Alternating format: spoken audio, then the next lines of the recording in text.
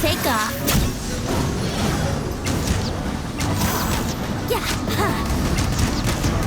Yeah. Yahoo! Yeah.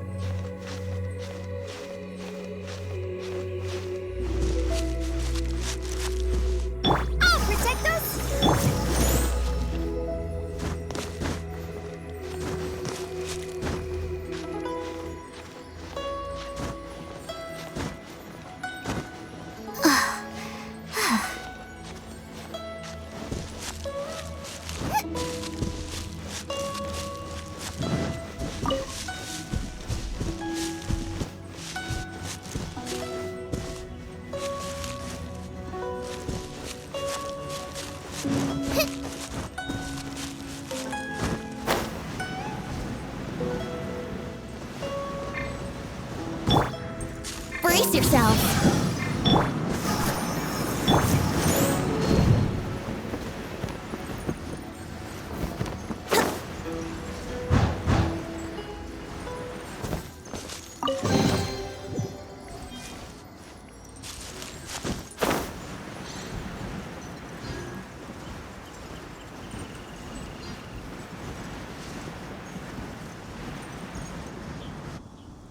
Look up there! That's the Jade Chamber!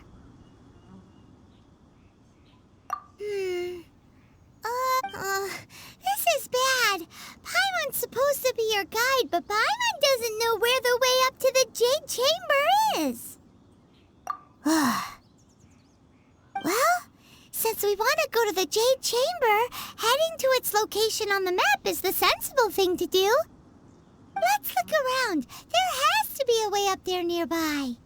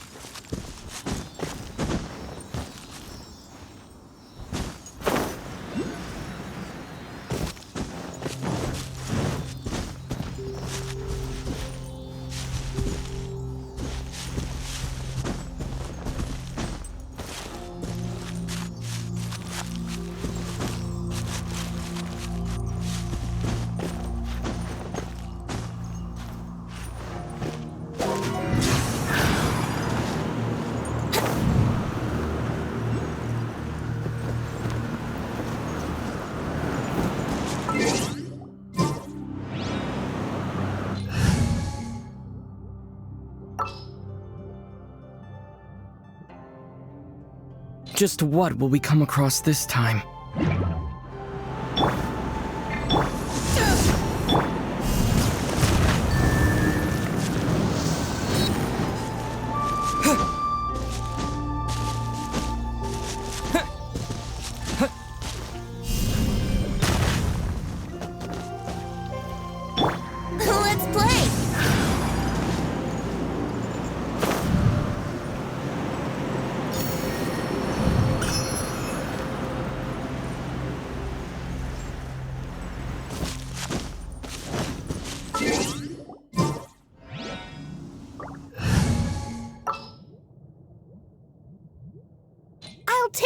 care of it.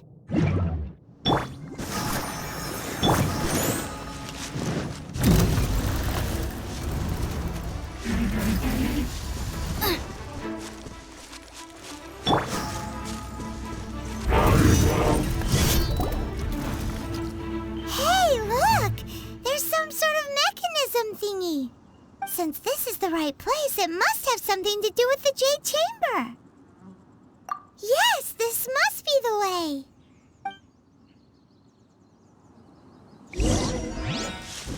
Brace yourself.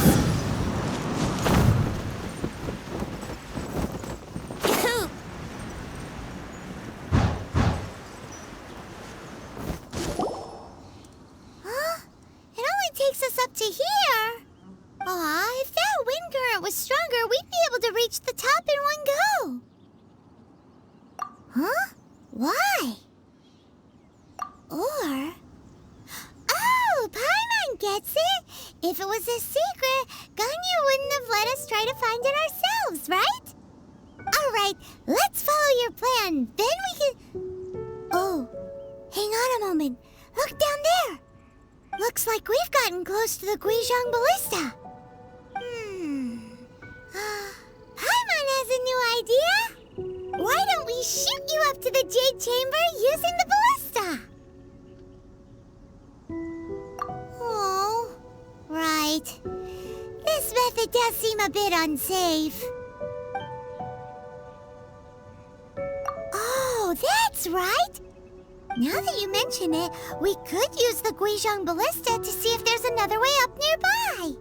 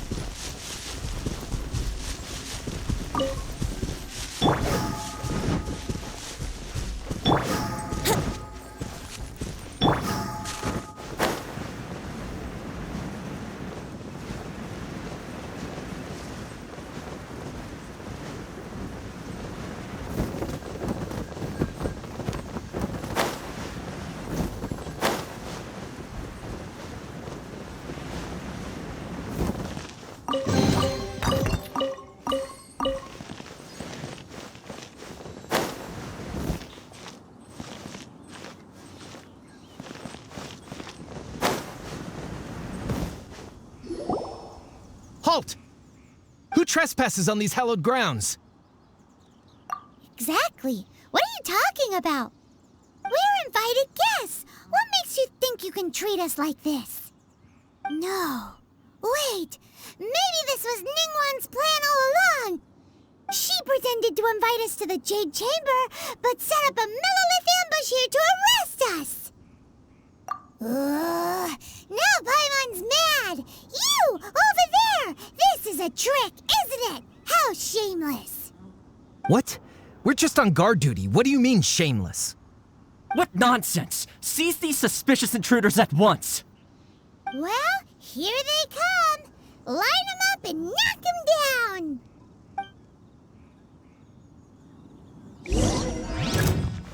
Brace yourself. Time for takeoff. Let's play. Yeah. Here we go. Who goes there? Take the target Time alive! for takeoff. Let's play. Yeah.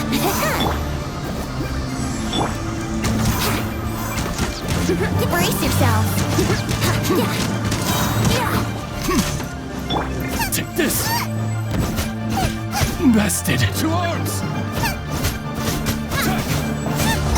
Booba, get them. Time for takeoff. Here we go. Yeah.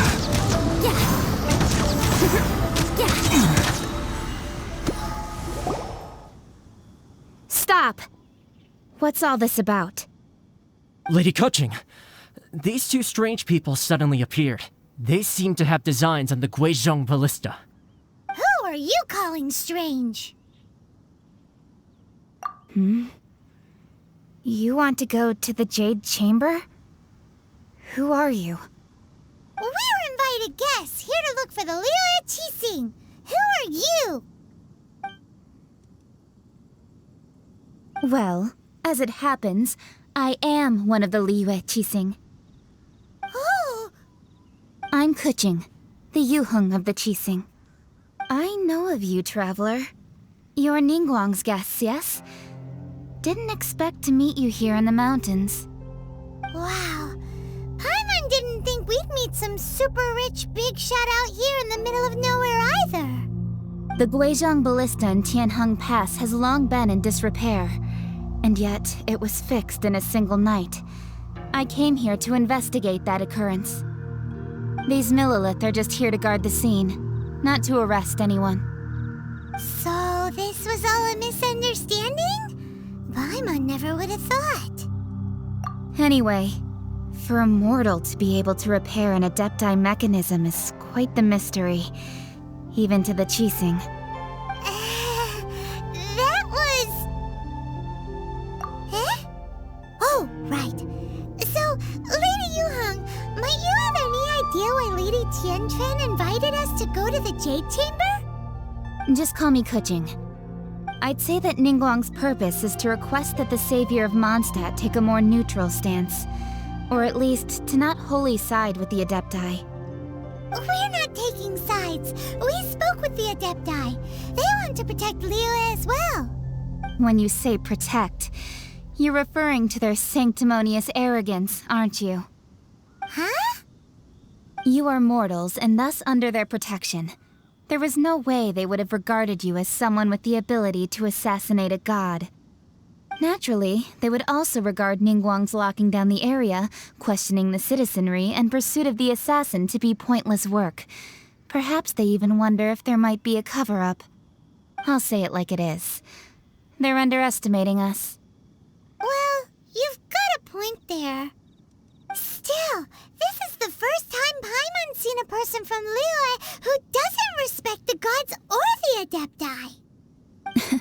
Should I respect the shallow sense of time and condescension to mortals that has caused them to delay in moving against us, Qixing? Forget it. I shouldn't speak of them this way. This skepticism is mine alone, and Ningguang does not share it. Either way, I will admit that the actions of the Adepti this time were quite restrained. Rex Lapis's death is indeed an extraordinary circumstance. But to think that they would call for a council of Adepti rather than come down here directly. How surprisingly civilized of them. Well, for Ningguang, she would talk anything and everything out if she could. But I doubt we can do that here. The time of the Adepti has long passed. If even the Liyue Qixing don't want to face that truth, then what future is there for Liyue? Another super bold statement. I'll stop here. Honestly, I hadn't intended to say so much. But you're a good listener, traveler. You should both be off to the Jade Chamber. Don't be late now. Ningguang's schedule is packed to the gills all the way till next year. The cream of Liyue's mercantile crop all see ascending to the Jade Chamber as the greatest honor. Each brings rich gifts as they visit, all to curry a little favor with Ningguang. Favor? But... Wait, that's right! Greeting gifts are a staple of Liyue's culture. We need to get one. Not to curry favor or anything, just to respect Liyue's culture. All right. You can decide on your greeting gift yourselves. Let me tell you how to get to the Jade Chamber first. You didn't actually have to come to Mount Tianheng. Go back to Liyue Harbor. Find a guide at the Yuehai Pavilion, and... well then. May we meet again, traveler. Well, that Yuheng may not respect the gods, but Paimon thinks she's a pretty cool person. So, What should we give to Ningguang when we see her? Oh, right!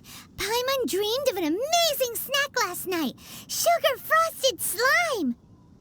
Paimon has a feeling that it would be perfect for a super rich person like Ningguang. Why don't we go with that for a gift? Nope! But Paimon's sure that we just need to make it with some boom shakalaka.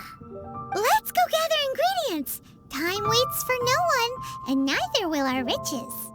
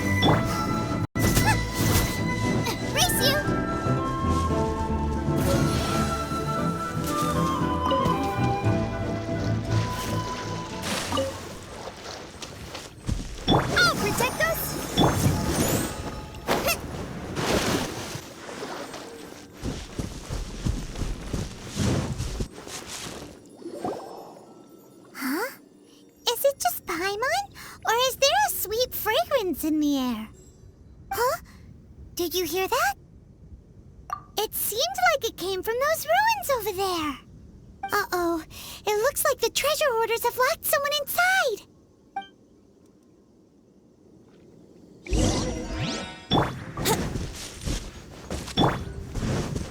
Nice and spot. Let's book time for takeoff.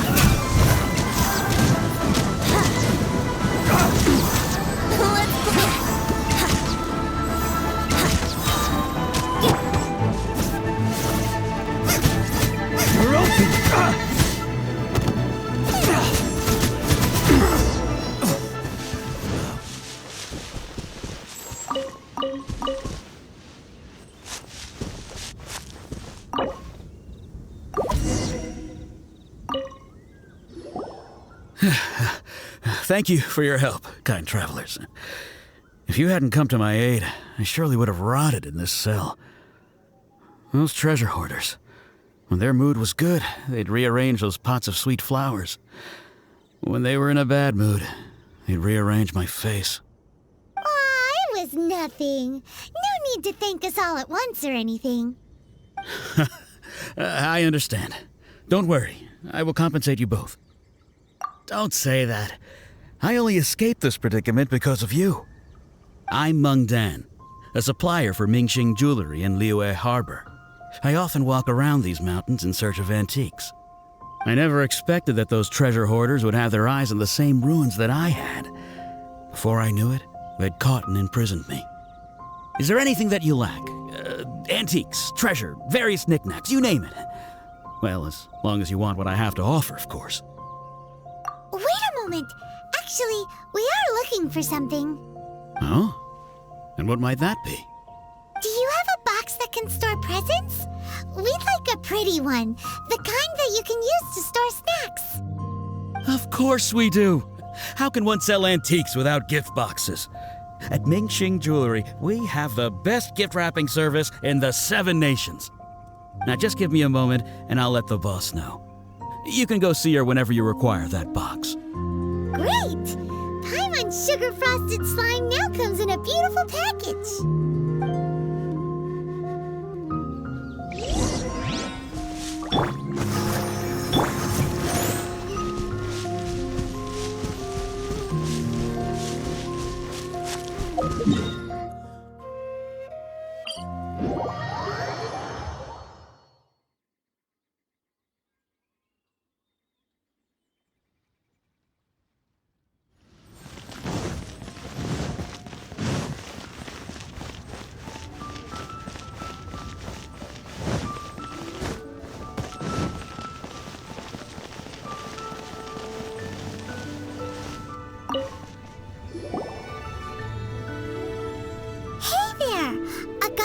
Meng Dan told us that we could get a nice and shiny box from your store. Uncle Meng already told me about it. Thank you both for saving him. Many of the best goods in our store were found by Uncle Meng. If anything were to happen to him, it would be impossible for us to continue doing business. Here, this container is itself an antique, with at least 140 years of history. It's already been cleaned. Will it do? Yep. It's great! Hang on a moment. Could we borrow one other thing? Sure. Please help yourselves. As long as it's on our shelves. Traveler, this clay pot looks really awesome. If we use an antique as our mixing bowl, we should be able to make a great snack. It's done! The one and only sugar-frosted slime! Carefully now. Into the box it goes and dust it over with a bit more powdered sugar. Oh yes, you might want to use these 2 freshly picked flowers as decorations too. Woohoo! It looks beautiful! Great! Now that we've put all that we've got into this box, let's go to the Jade Chamber to see Ningguang. Jewelry is out of stock, but we have some new items.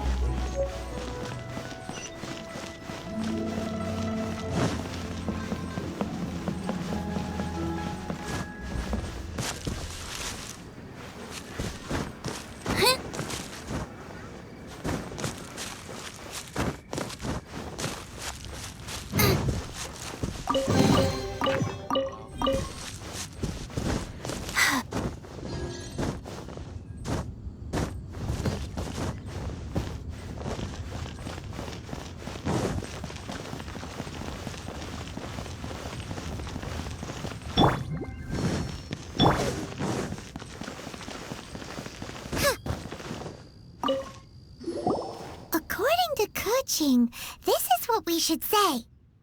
Excuse me, do you sell the moon here? Yes. How many would you like? It's not convenient to speak of numbers here. Ah, well said. Please, use this to ascend to the chamber. Yes, speaking of which, are you two the guests that Lady Ningguang has arranged to meet with today? Yep. And yet the code they used was not the one for guests, but for the Yuheng. What's going on here?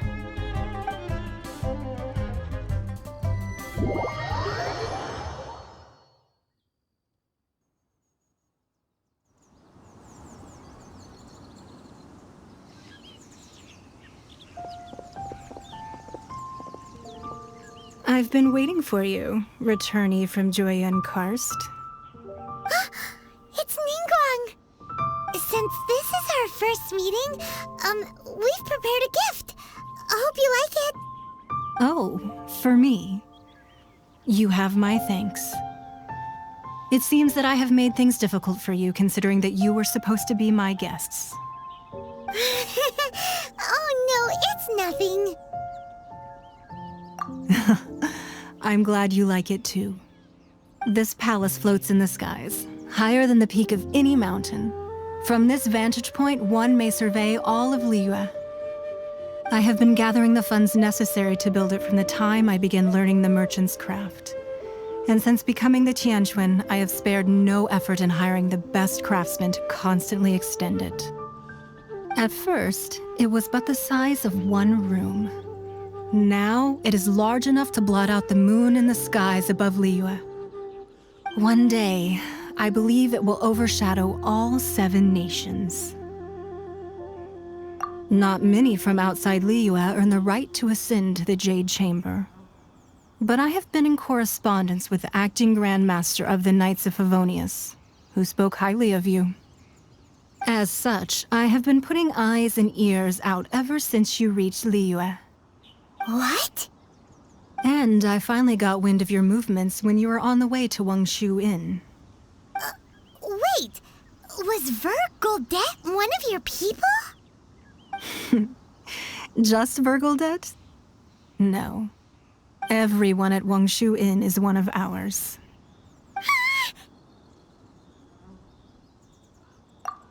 At the Guizhang Ballista, yes? You weren't peeking on us from the skies the whole time, were you? I fear that peeking would have been a little difficult from this altitude.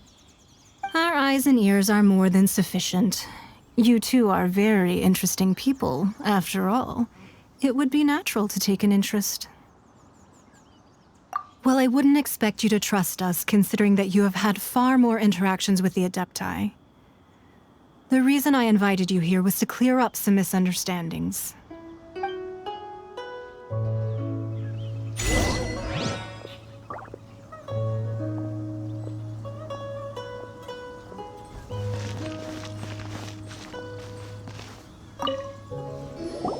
I believe that you've heard of the Archon War. Many gods used to walk this earth, and many long wars were fought between them that did not abate until 2,000 years ago. Much blood was shed, and many lives were lost. In the end, only 7 victors remained standing in Tevat. They built cities and nations on the corpses of the vanquished, and thus began the era of the 7. You can see Goyun Stone Forest from here, I trust. It is no natural rock formation. Those are giant spears of rock hurled by Rex Lapis during the war. Beneath the spears lie those cast down by Rex Lapis in those days, gods that failed to seize the title of Archon. Not only is it true that gods may die, but so too has the membership of the 7 changed over the last 2 millennia. Rex Lapis's passing is an unimaginable disaster for Liyue, but the Order of the 7 will not collapse simply because of that. Another Lord of Geo will arise sooner or later. Yet, how are we to forget Rex Lapis? When that time comes, the relationship between the people of Liyue and the gods and Adepti will surely be different from before. Even in a new era, the Liyue Qixing remain Rex Lapis's former subjects. Do you really think us capable of having played a part in his demise? Of lacking the foresight to see the certain repercussions? That day at Yujing Terrace, it was also very sudden. Even I was caught completely off guard. You were there, you no doubt saw. But our enemy has long lain hidden within the harbor. If we do not act against them now, they will surely gain the upper hand. Hiding the Exuvio was a necessary maneuver to take the initiative back, to play the spider while our foes scurry about. Who's this enemy you're talking about? What do you think, traveler? Huh? What are you two talking about? Well answered. The scenery out here is fine indeed, but the wind is a little strong. Our preparations to receive guests within are complete. So please, this way.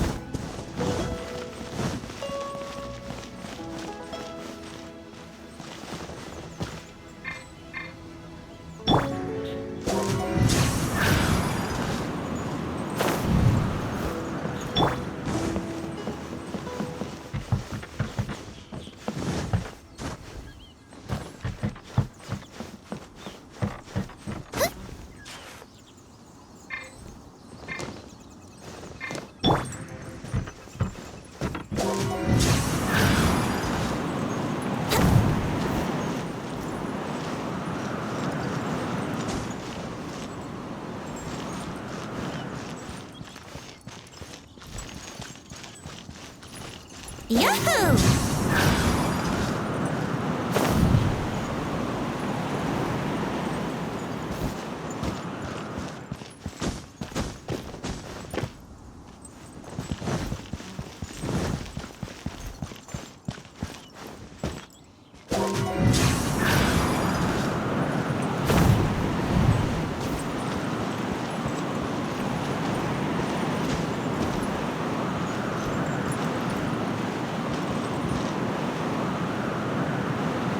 Brace yourself.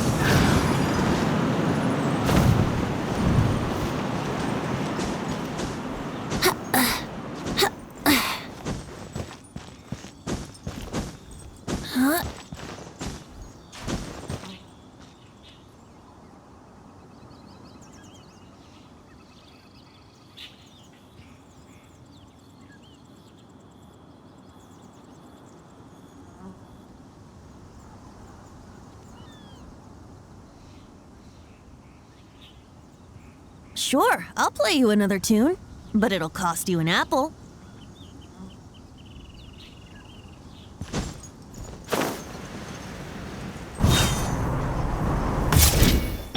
Let's dance!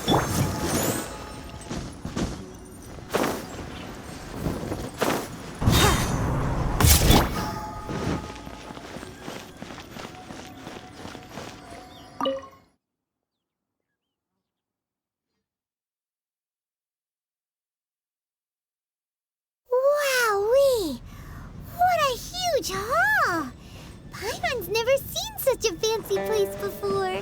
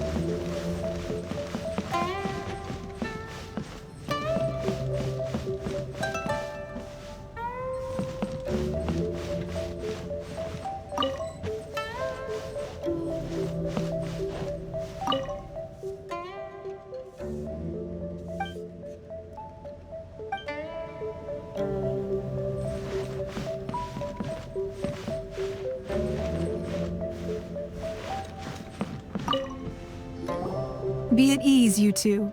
Make yourselves at home if you wish. Can we really? I have invited you two here as friends. And when friends come over to play, our enjoyment comes first. Naturally. Ooh! Isn't this that legendary wall? Why, you've kept your ear to the ground, I see. That's because even the storytellers are talking about it. Everyone's after a piece of paper from that wall. It's super famous. That's because that wall records Liyue's secrets. Merchants have always been attracted to secrets. But the secrets of the mercantile world are of no interest to you, are they, traveler? You're rather special, really, and I think you're quite aware of that. If possible, I'd like to have your trust. But if you were to choose the more trustworthy person between myself and Keqing...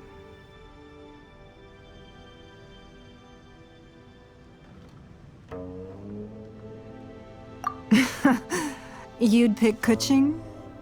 Nah, I had a feeling. I originally thought her a bit too hard-headed.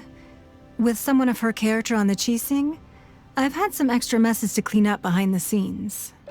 But after she said those words, the time of the Adepti has long passed. If even the Liyue Qixing don't want to face that truth, then what future is there for Liyue? Well, I must say that quite a few of my doubts have been dispelled. I won't deny that Rex Lapis's passing seems advantageous to us. But for Liyue's sake, we cannot allow ourselves to be shackled by rumors of our usurpation of power. Indeed. It seems that you understood what I meant to say from the very beginning. I called for the gag order and for the exuvia to be hidden to temporarily stabilize the situation, and also to prevent something similar to the incident in Mondstadt. With Rex Lapis's death, the Fatui have busied themselves with many clandestine actions beyond their diplomatic remit. As the Tianquan, one responsible for Liyue, I cannot be too concerned with appearances when opposing them. Allowing the rite of parting to take place was also meant to buy some time for us to take control of Liyue's administration. It's exactly as Zhongli said. The Qixing only provided the venue for the rite so they could use us for their own ends. Wait, that's right. Speaking of ends, could I say one other thing? Of course. Paimon's heard that anyone who sends a greeting gift gets a little something in return. So, does that include us? It's all right. I like direct people. Well, we have made quite a bit of trouble for you recently. How about this? You can pick any one object here as you please, and you may take it with you. Yay! Paimon was just waiting for you to say that! Let's see, what should we get? One of the sheets on that wall! Don't look at Paimon like that! One of these sheets of paper will sell for crazy prices, even if it's only as large as Paimon's fingernail. Just imagine how much more a whole untorn sheet would sell for. Let's grab one! The biggest one!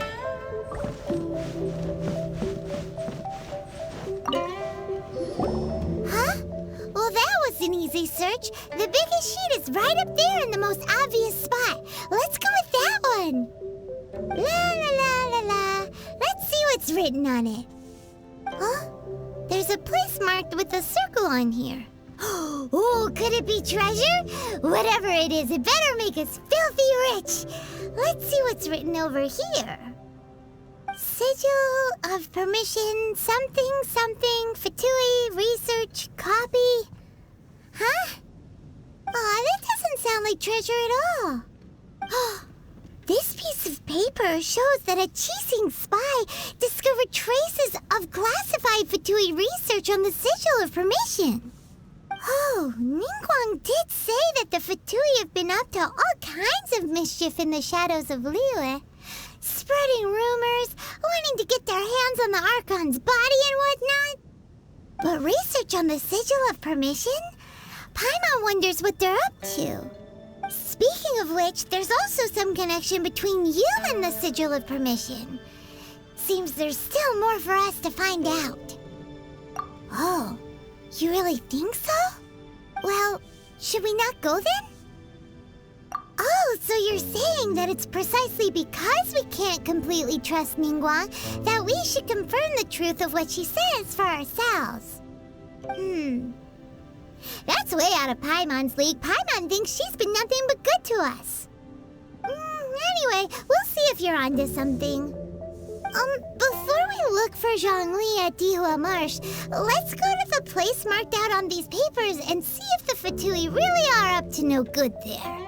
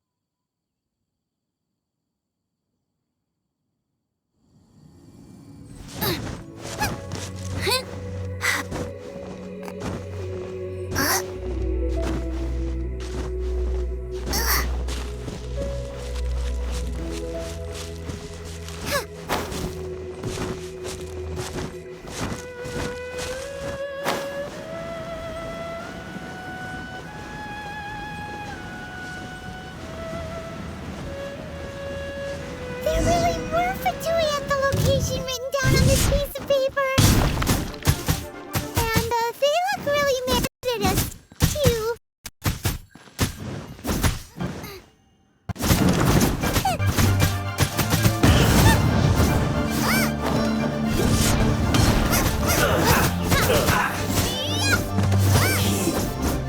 Too low.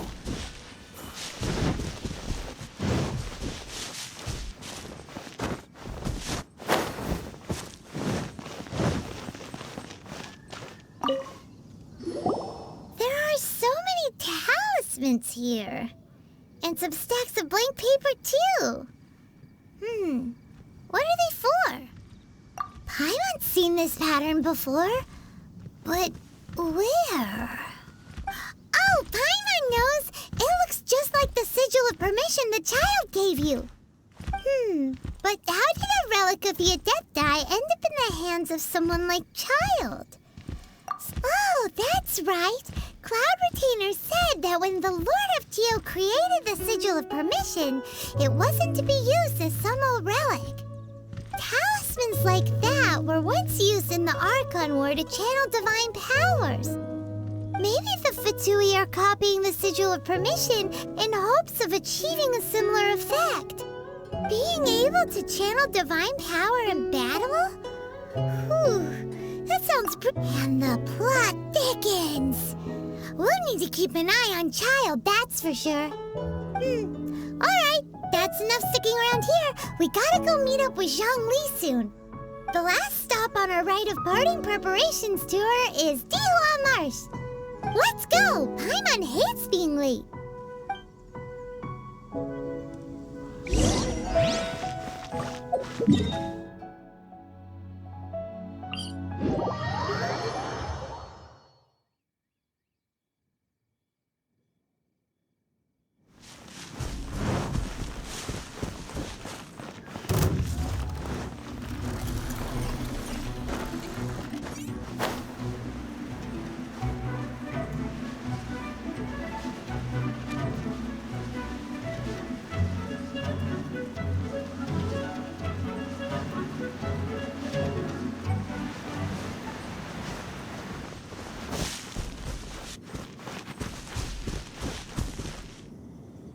Right on time. I myself only arrived moments ago. Did you enjoy your visit to the Jade Chamber? It was so big and pretty and expensive. Paimon's never seen such a fancy schmancy place before. Indeed. It's second to none in all of Liyue. Then you met with Ningguang, I trust? What did you talk about with her? She's super rich and so generous. Paimon thinks she's very friendly.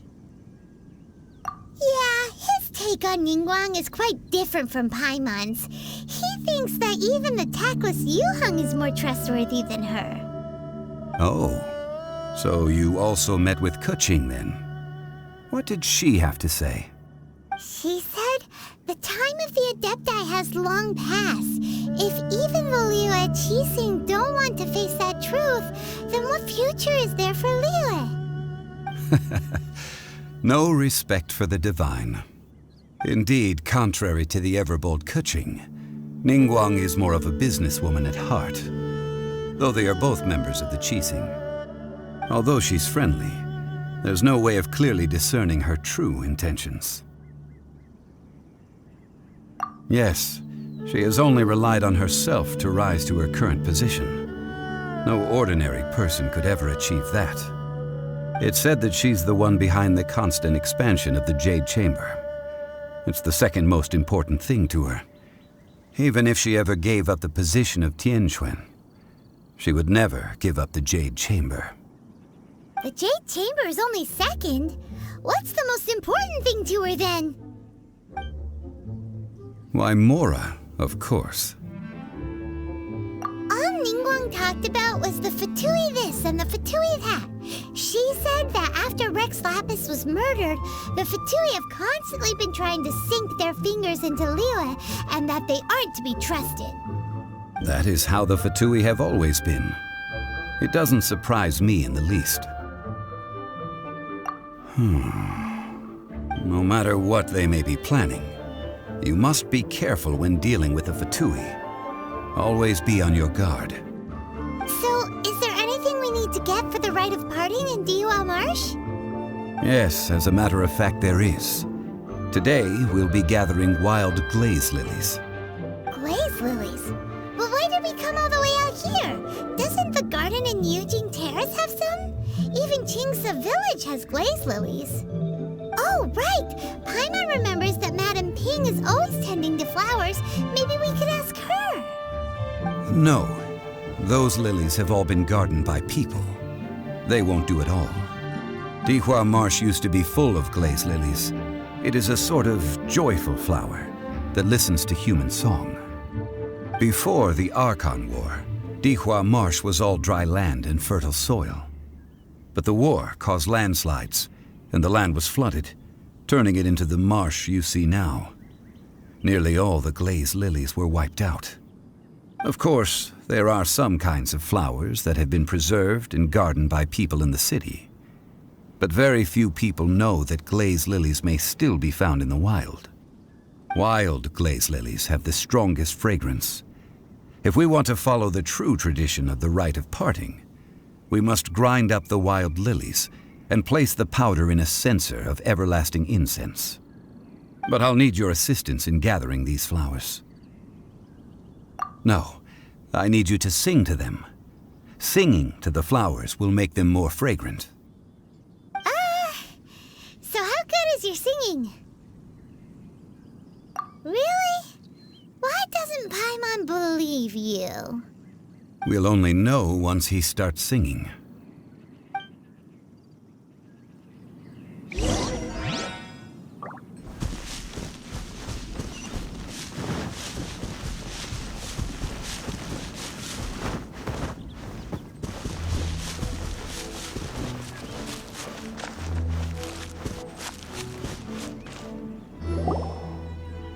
It's time to sing, whenever you're ready. Da da da da da da da da da. What happened? These flowers are jumping. They look really angry. Is it because you sang a song for Meng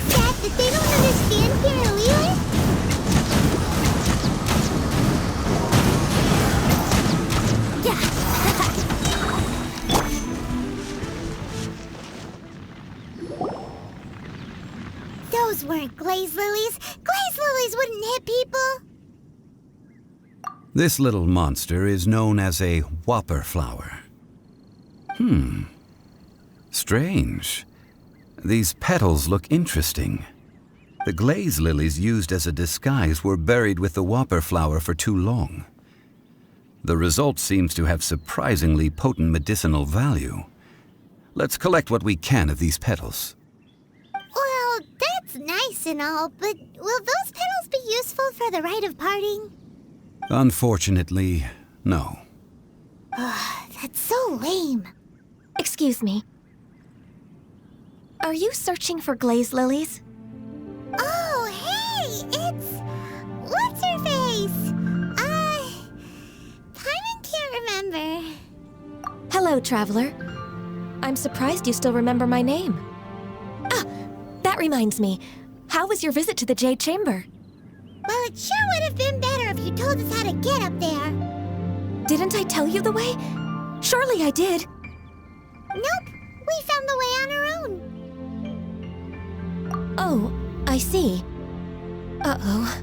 I guess I really did forget to tell them. Something seems a little off about Ganyu. She's acting different from the first time we met. Where's her serious attitude now? Well, I met you at that time as an emissary of the Tianquan. But now, I am simply out on a stroll to see the flowers. You came all the way out here to see the flowers? Why not just enjoy the gardens of the city? Qixing Terrace is where Rex Lapis parted from this world. If I strolled through those lonely gardens now, I wouldn't be able to bear it. Whenever my duties take me near Qixing Terrace these days, I draw the windows to block my view of the gardens. Oh, sorry. We shouldn't have brought it up. No, it's quite all right. I just haven't processed my emotions yet. When the Archon War came to its end 2,000 years ago, the first iteration of the Seven would gather in Liyue and drink with Rex Lapis. But 5 of those original 7 had already passed before Rex Lapis. It's truly a changing of the guard. Yes. Now that the spirit of Rex Lapis has returned to the heavens, only Barbados of Mondstadt remains of the first 7. The other 5, including Inazuma's Raiden Shogun, are no longer the same friends from 2,000 years ago. Of the current 7 Archons, the youngest is Sumeru's god of Dendro. He is merely 500 years old, whereas Rex Lapis was more than 6,000 years old at the time of his passing. This means that Liyue had been under Rex Lapis's rule from the moment it was first founded 3,700 years ago. The city has never had to bid farewell to its deity. So what do you think of this farewell? Huh? This is a little sudden. As a mortal, I've never dared to imagine a Liyue without Rex Lapis. But as an Adeptus, I think I will eventually come to grips with reality. Since Rex Lapis has passed, the time of Liyue's contract with the gods and Adepti has now reached its end. Huh? Did you just say, as an Adeptus? Yes, I am a mix of human and Qixing. Adeptus blood flows through my veins. I fought for Rex Lapis and the city of Liyue during the Archon War. After the war ended, I signed a contract with Rex Lapis and took the position as secretary for the Qixing. I've continued those duties to this very day. Well, let's save that conversation for another day. You say that you are here looking for glaze lilies? I also know where wild glaze lilies can be found. See, I've just picked one myself. Here, you may have it if you wish. We dare not refuse it. Oh, so did you sing a song before you picked the lily? Indeed, I did. I know this tradition well. In fact, I sang a local Liyue ballad to it. Wow, so you really know your stuff, too. Thanks, Ganyu. No, it is you who I should be thanking. If not for this chance meeting, I never thought that I would be able to contribute to the upcoming farewell for our ancient lord. If you would excuse me, I should return to my work now. Good luck. And that just about does it. Our preparations for the rite of parting are mostly finished. Given the ease of picking Glaze lilies, I think this was a fitting end to our tasks, in more ways than one. Yeah, Paimon can already imagine him starting a business in Liyue. I've had enough ventures in my life already. Beginning a new undertaking is always difficult at first, and requires no small amount of effort. And once business is at full steam, the stress of it all only wears away at you over time. So you must be careful to take the time to step back and re-examine yourself. If left unchecked, the wear and tear on your heart may go well past mending. Wow. See? Zhongli sounds like he's already seen it all. Alright, I think it's about time we head back to Liyue Harbor now.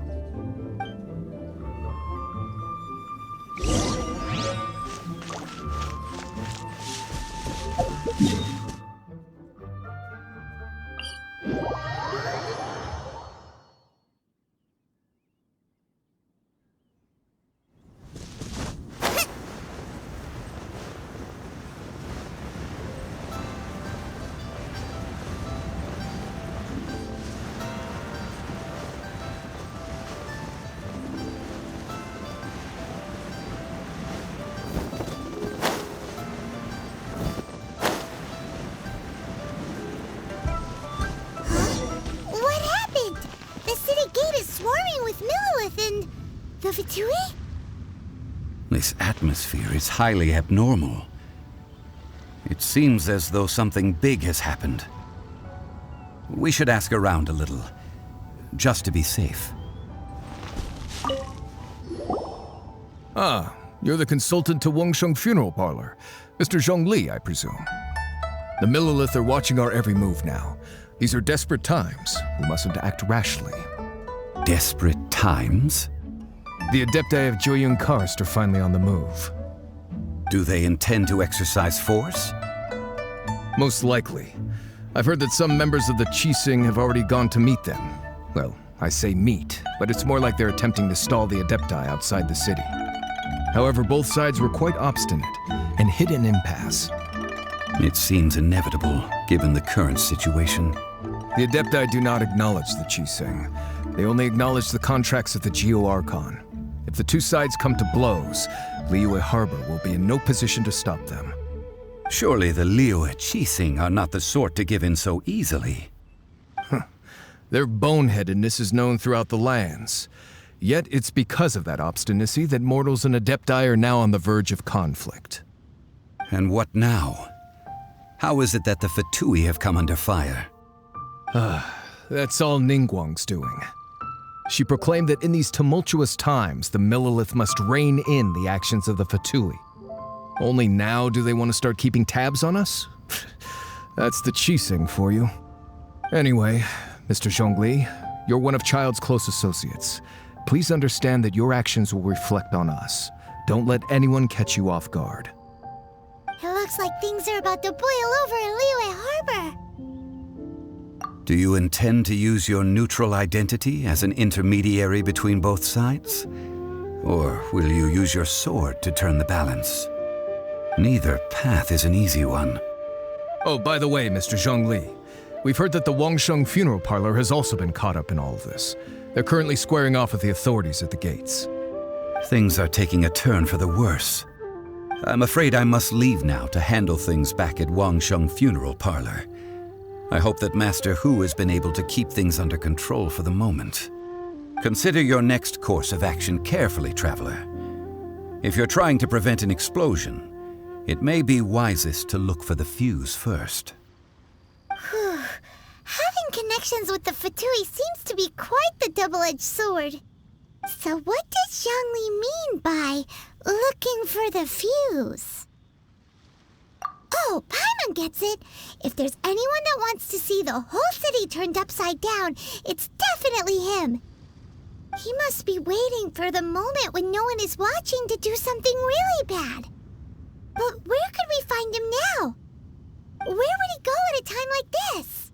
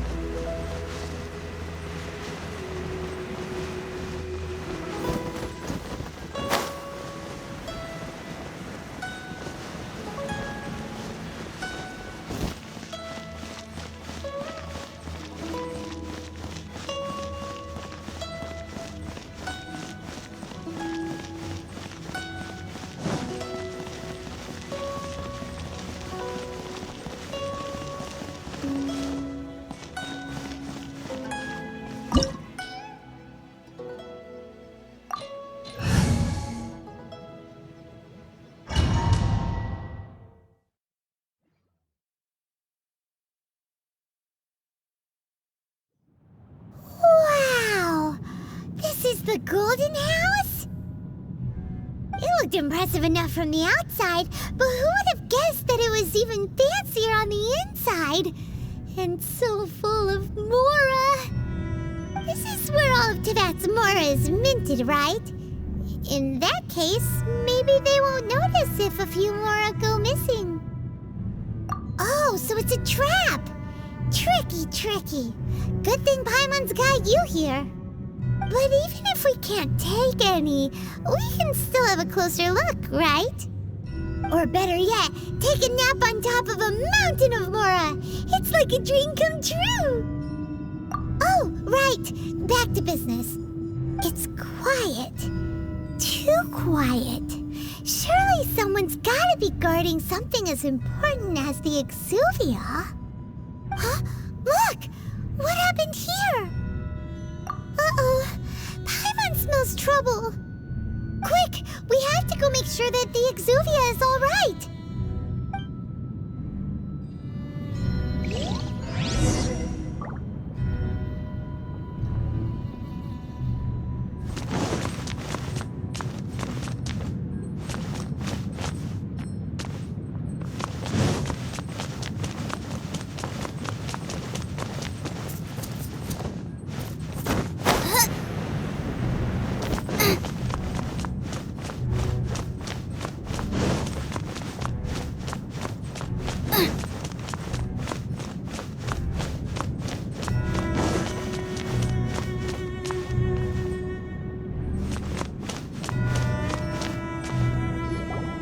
You've already fulfilled your task as guides, so why do you still linger here? Haven't you already seen enough trouble for today? Huh?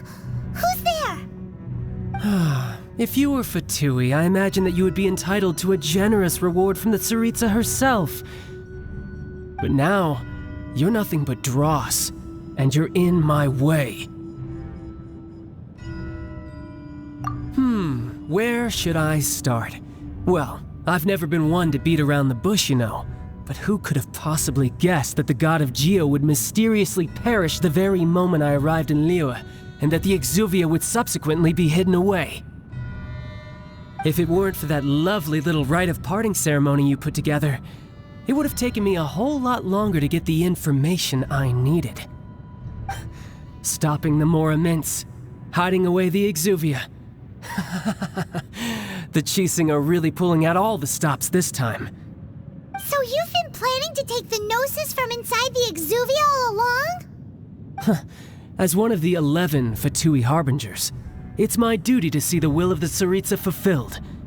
she will get that which she desires.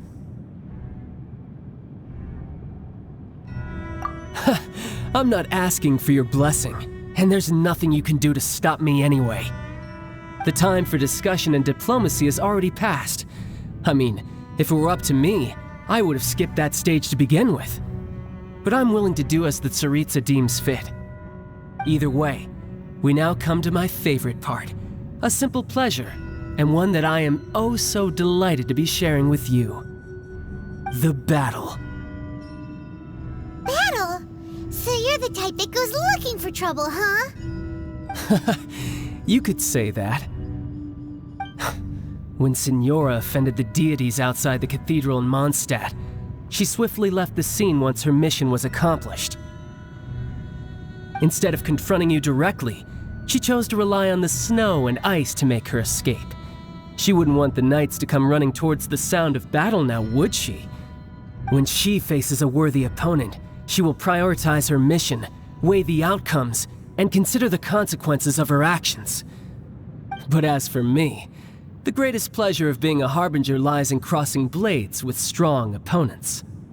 We won't let what happened in Mondstadt ever happen again! Oh, so you intend to fight me? Good. I won't kill you, Traveler. I'll just play along, to feel the thrill of battle. Besides, you could never defeat me, not even in your wildest dreams. But hey, try to relish the fight anyway, because if you ask me, without that, what else is there?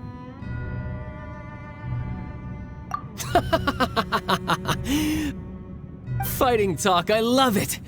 Now let's see you live up to it. This chance is hard to come by, so show me all you've got. So very few ever get the chance to square off with a Fatui Harbinger. So come now, amuse me, and don't you dare disappoint.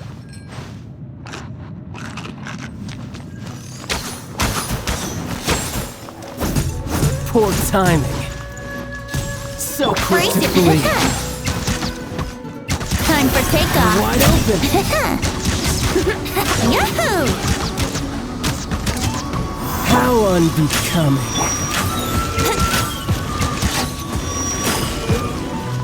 Let's play.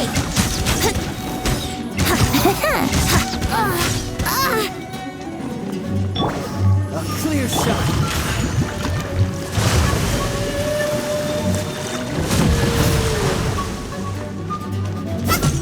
Poor timing. Passable effort. Try this.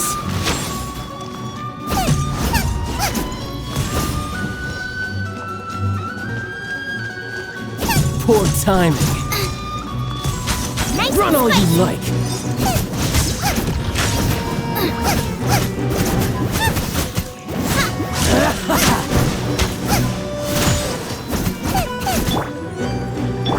Celestial Voyager! Let's go!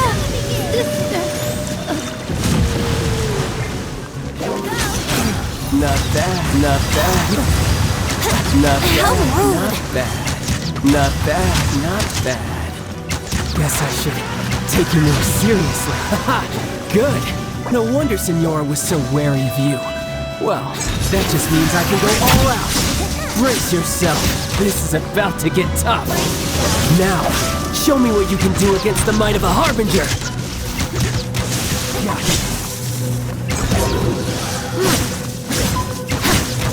How long?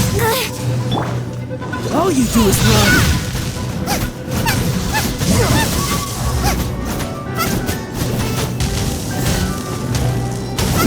I'll crush you.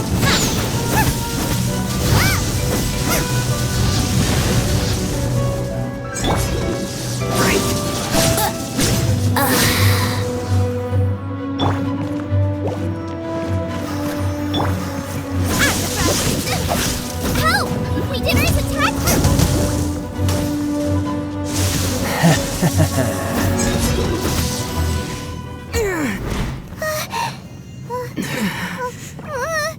Not bad. Your swordsmanship is quite impressive. But that's about as far as you'll get.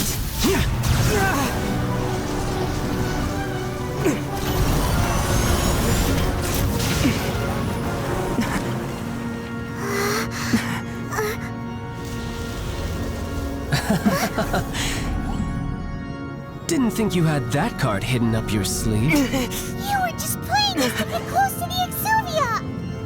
Oh, quiet down. Stop acting like some wide-eyed recruit. You've seen this world. You of all people should know. This should have been expected! Well then, I'll be taking Morax's Gnosis now! I see. Well, this is most unexpected. You beat me to it, didn't you?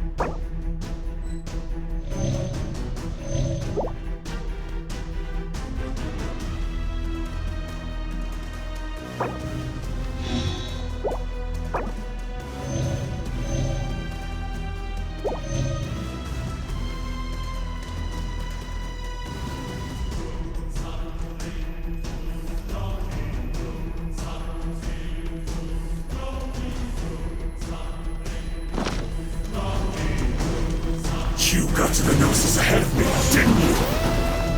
Did you simply move faster? Or did you leak the information regarding the Golden House to me on purpose? No matter. Hand the Gnosis over now. Don't make me take it from you. We didn't take it!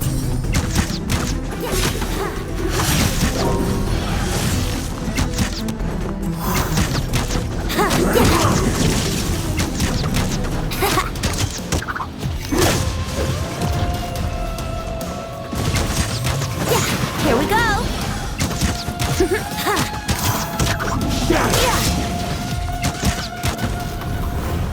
Here we go!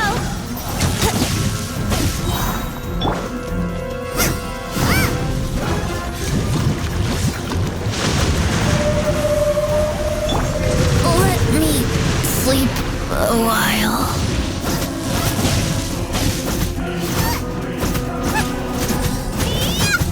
Nice and spicy!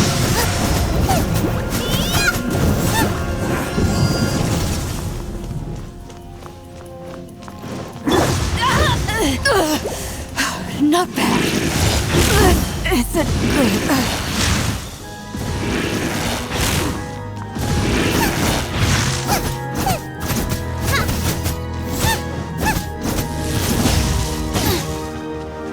Nice and spicy!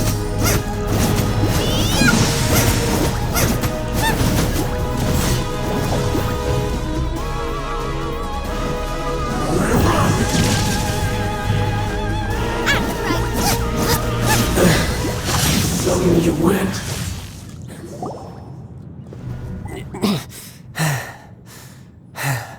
Look! Childe's back to normal again! Well then, time to cool off. It seems the burden of the foul legacy transformation was too great for my body. I lacked the opportunity to think this through. And now that I consider the matter more carefully, you never had any chance of beating me to the Gnosis. You had no connection to the Gnosis, no matter where it had been taken. That's what we've been trying to tell you! We didn't take it! Your show of ability today far surpasses that of Signora's initial assessment of you in Mondstadt. Tell me, how could that be? You already know the answer, don't you? I can see it in your eyes. But if that is a secret you wish to keep, I guess I'll just have to curb my curiosity. This battle has already left me satisfied. Anyone who strives as I do to grow stronger shall be called a friend, even if our friendship can only be shown in battle against one another. Pretty sure that's not the normal way to make friends. Unfortunately, I must bring this amiable conversation to an end. My quest still beckons. Given that the Gnosis wasn't taken by anyone, then we must look once again to the beginning. Perhaps it was never in the Exuvia to begin with. In fact, it might be that the Exuvia was just a diversion of sorts. What? So you mean that... Yes, it appears so. Interesting to say the least. It seems that the guardian deity of the capital of commerce is also well versed in little maneuvers beyond the boundaries of contracts. As such, we must now look to our backup plan. Backup plan? I had hoped it would never come to this. I absolutely detest working with those who are weaker than I. The truth is, the world belongs to those of us who desire to become strong. I seldom willingly mingle with any dull and boring weaklings who think otherwise. Unfortunately, we cannot be picky about our methods as Fatui harbingers. Children must all learn to eat their vegetables sometime. So what are you planning to do? I will awaken the god that lies dormant beneath Guyon's stone forest. A god? Osial, Overlord of the Vortex, who was defeated by Morax, the Geo-Archon in the Archon War, and who has remained pinned beneath the waves by the Geo-Archon's stone spears ever since. If such an ancient god were to be unleashed upon Liyue Harbor, defenseless without the protection of its deity, do you think the cunning Rex Lapis would just stand aloof and watch the ensuing destruction? But the Archon War ended 2,000 years ago. How can an ancient god appear in a world now overseen by the Seven? Simple. I've already prepared the means to awaken it. Hey, those are Sigils of Permission! Oh, Paimon remembers now. The Fatui have been researching them! Indeed. The one that was given to you was just a byproduct of our research. With the power of so many Sigils of Permission concentrated in one place, along with that which was bestowed upon me as a harbinger by our Tsaritsa, breaking the subduing might of the Geo-Archon spears for a time should be no obstacle. Using the powers of ancient gods in such a situation fails to interest me, and is largely against my principles. But knowing that such an action will not only force the Geo-Archon to show its hand, but you as well, that makes matters a little more intriguing.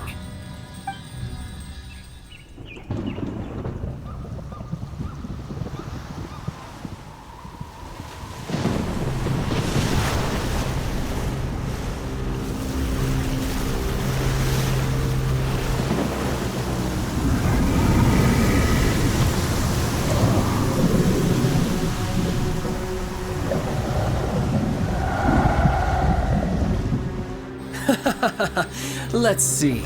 Will the nation that has lost its deity be swallowed up by an ancient malice once more? If you wish to drown together with the people of Liyue, you're free to stay and enjoy the show. Huh? He's already gone. That guy is fast. What's going on?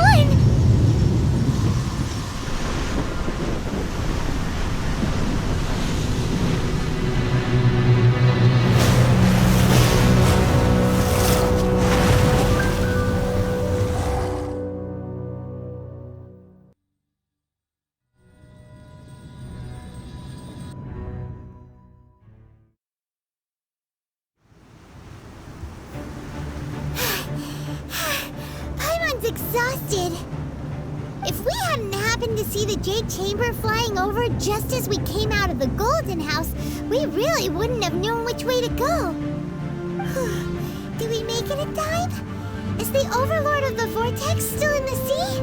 It hasn't destroyed Liyue yet, has it? What are you doing here? Huh? Hold on. It's the Adepti.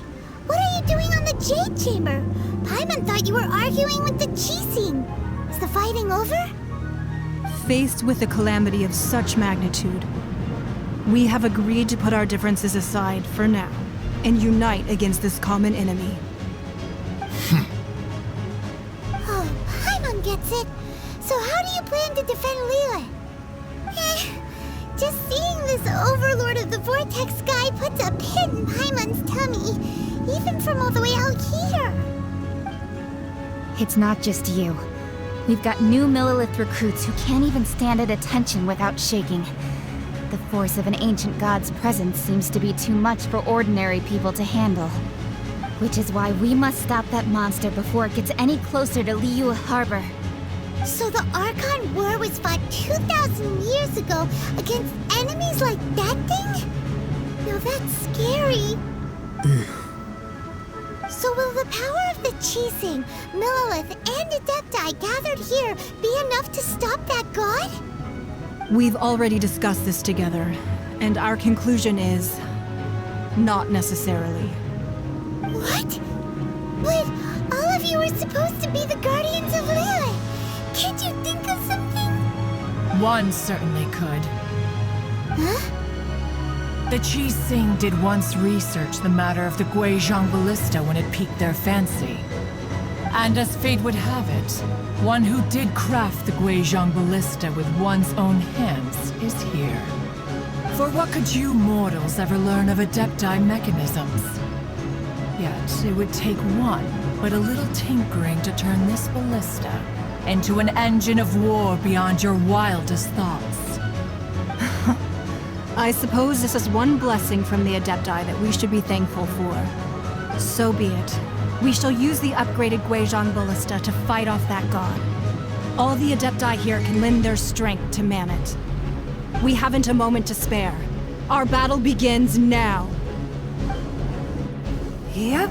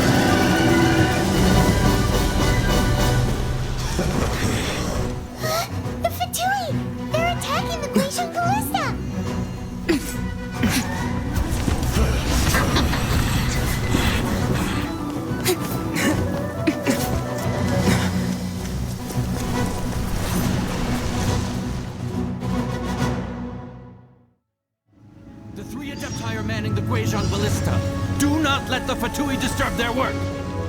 All able Millelith, with me! Let's go home too! We Adepti have not faced a god in several millennia.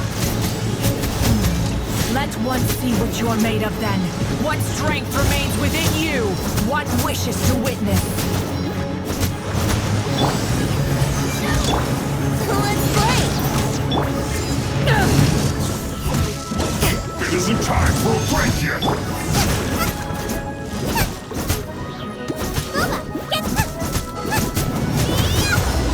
This should be fun. My work finished.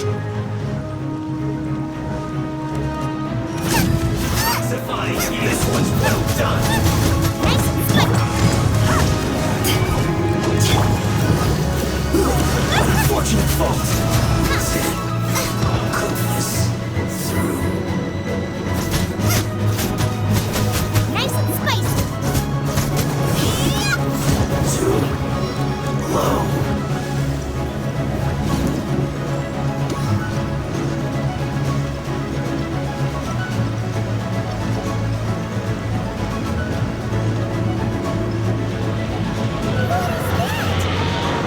That is Osial's divine power. I am very familiar with it. Be careful not to get hit.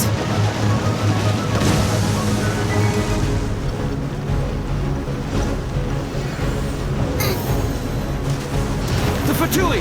Their attacks are unrelenting! How dare they? Snezhnai's diplomats will answer for this afterward. Every last one. Brace your bullet fighting you faster. Think you can get away? Send this quick! Guys attacking again! There are so many Fatuis too! I can't look! Were you about to say we can't hold them, children?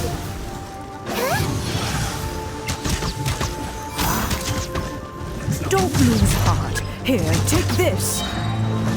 This is adeptal energy. That light from your body. It's like the time in Julian Curse. Wow, it's Madame Ping's shockwave. This granny's really strong. What is the price will break you? Let's play. Think you can get away? Yahoo!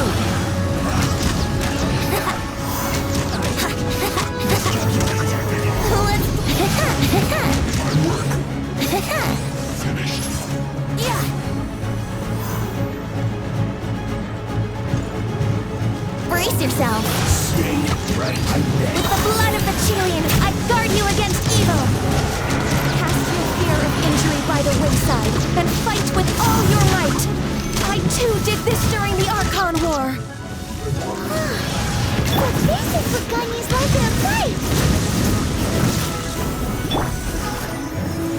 My name means swiftness. Take my power and run as I do. We're going too fast!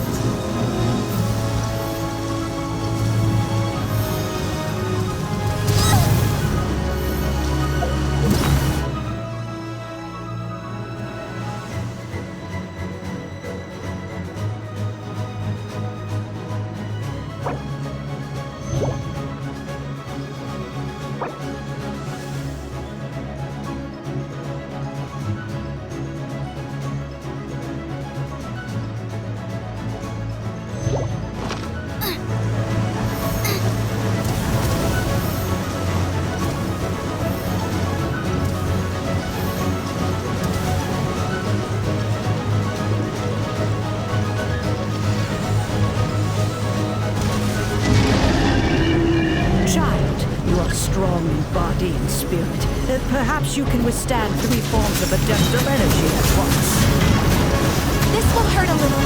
Please bear with us. Once you've adapted, try to use them in battle. Race you! Let the show begin! Over here! Think you can get away?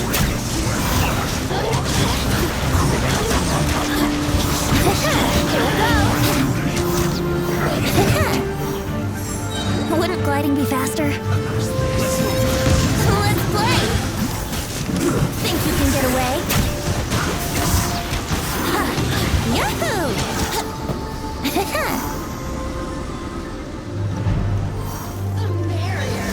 Yahoo! Exercise caution! I fear that the god's power has reached its peak! In other words, if we hold here, there's nothing worse to come, right? Yes, Claire. This is it.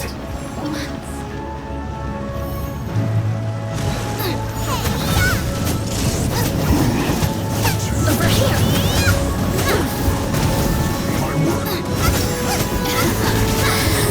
Race you! Have a look at this. Brace, think you can get away?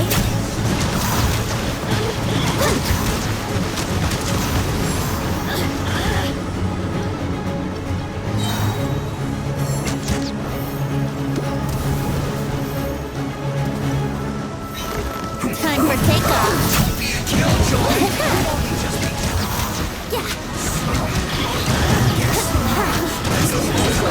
Brace yourself. The Fatui's numbers are thinning! Fight on, comrades! Once we finish this lot off, the Adepti will be able to deal with the god in peace.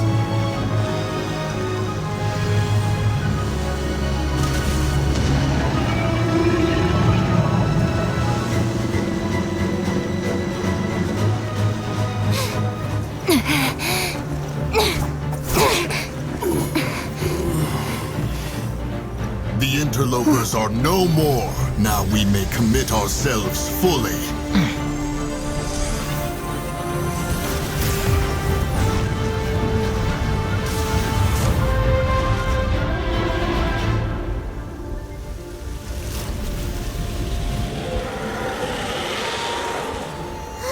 It's working! We just need to keep this up!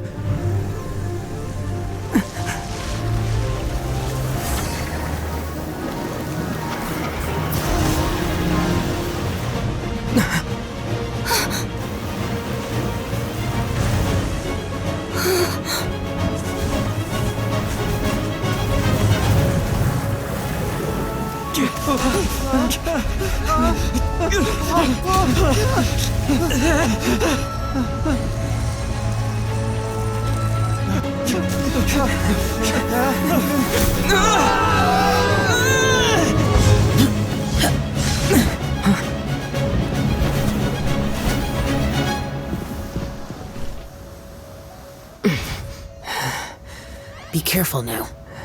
The Guizhong Ballista is destroyed. Without its covering fire, retaliation shall be difficult. But the Jade Chamber is our last line of defense. We can't give another inch, no matter what. I have another idea. What do you mean, Lady Ningguang? I'll sacrifice the Jade Chamber. What is the meaning of this?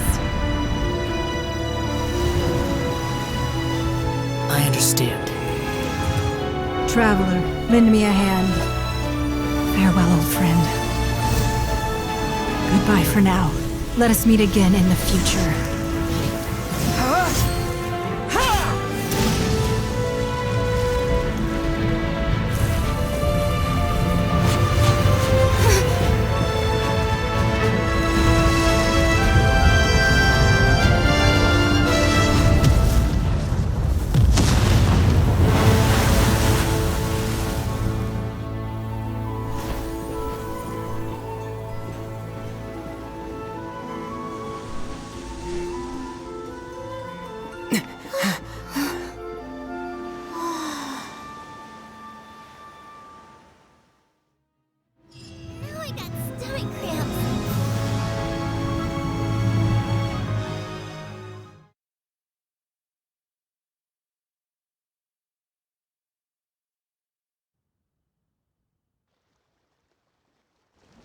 Is it finally over? The ominous aura of that monster has indeed begun to fade. The effects of the Sigil of Permission last but a short time. It will be some time before the Overlord of the Vortex can make any waves again. We are indebted to you for your assistance. If the Adepti hadn't happened to be here, the future of Liyue Harbor would surely have been in great jeopardy. Save your flattery. We didn't just happen to be here. Surely you won't pretend to have forgotten the reason for which we came. Come now. There's no need for such harsh words, Cloud Retainer. I've heard that when Ningguang began learning to do business, she had already started setting aside part of her then limited income in preparation for building the Jade Chamber. At first, it was only the size of a small room, but with continued expansion, it has become the palace that lies before you now. It is a testament to Ningguang's entire life, both as a businesswoman and as the backbone of the Liyue Qixing. Seeing the Jade Chamber destroyed in the defense of Liyue means much to her. To me, such cooperation and sacrifice deserves at least some recognition, don't you agree? Well, I was really hoping you would say that such sacrifice could at least be used as some leverage in our negotiations. Thank you all for hearing me out. We know very well why the Adepti came here today. But please forgive us. We cannot yield to your wishes. Oh? 3,700 years. According to our records, the Adepti signed a contract with Rex Lapis to protect Liyue 3,700 years ago. Even to this very day, Liyue and its lands have stood the test of time, immovable as stone, just as it was thousands of years before. This is truly no small feat. But that does not mean that the Liyue of today is the same city as it was all those years ago. Do not merely cast your protective gaze upon the land.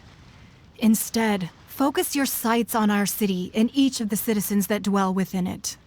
Are you questioning our means of protecting Liyue? I mean no offense. I simply hope that our Adepti forebears would see Liyue in a new light.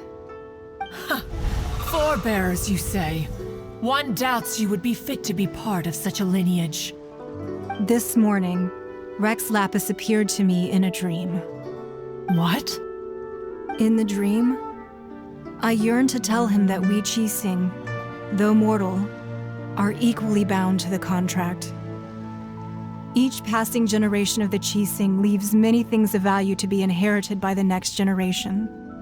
I also thought to tell him how the past generations of Qixing had strove under his rule to survive in our mortal world, establishing a network of contracts which has since come to be known as trade. But I dared not speak. I could only gaze at him in silence until the moment I awoke. Oh, Ningguang. Yet another perspective. What are you trying to say, Outlander?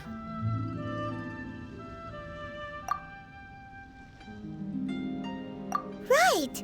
That's something that happened in Mondstadt. It's a story about the Four Winds and the people of the Animal Archon.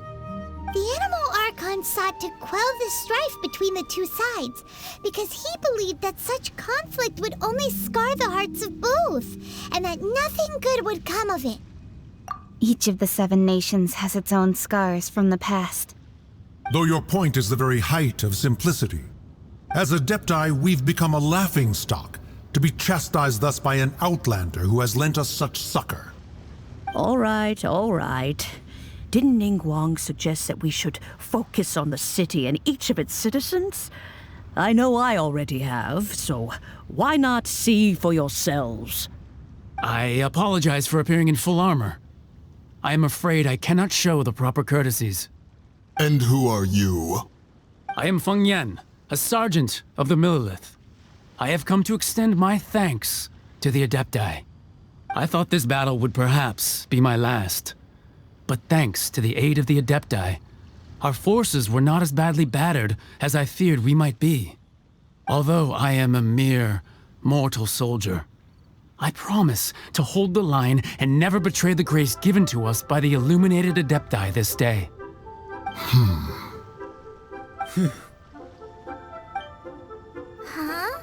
Why does everyone look so down? Didn't we just beat that big monster? Weren't you frightened, dear? It was quite the predicament. I wasn't afraid. All the strong Millelith guards were there, and those powerful heroes with their visions were there. Everyone was there. When danger is near, everyone always protects me. And the rest of the time, they make fun toys and tasty snacks and loads of things that make the harbor so pretty. Thanks for protecting Liyue Harbor. Please come visit us for the next lantern rite. Unfortunately, we wouldn't be able to participate. Huh? Because we are Adepti. Oh, okay. It must be hard being an Adeptus. Aww. You see, this is what Liyue is like today. The country of contracts is grateful to the Adepti for their protection, but it is no longer necessary for the city to rely on the Adepti's power to solve every little niggling matter. Although their blood is weak, there is still strength to be found in those we call mortals. The time of contracts between gods and Liyue has long since passed.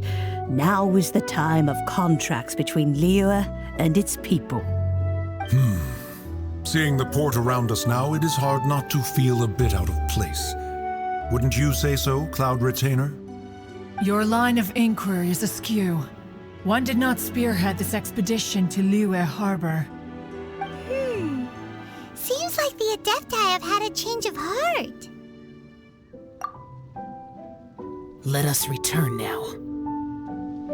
Eager to leave, Conqueror of Demons. Yes, one understands what the Conqueror of Demons means. The city of Liyue has changed much after our long separation. One fears that by the time one finally grasps the new contracts of Liyue, you humans would have once again changed the place beyond recognition. Fair enough.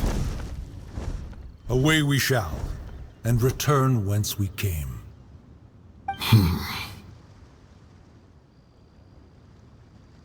Since we Adepti have consensus, then one shall persist no further.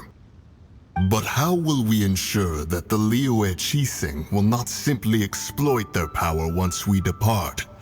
In my view, that is still a thing to be guarded against. All right, Mooncarver, you needn't worry. It seems to me that this right of supervision is best left to the people of Liyue. Looks like the conflict between humans and Adepti was avoided. All's well that ends well, huh? Oh, right! It's nice that we've got peace and all, but we're forgetting one thing. Childe wanted to unleash the god so he could lure Rex Lapis out. But we were able to handle the Overlord of the Vortex on our own, so Rex Lapis never showed up. Oh, and speaking of that, don't we still need to get to the bottom of that Archon's death, too?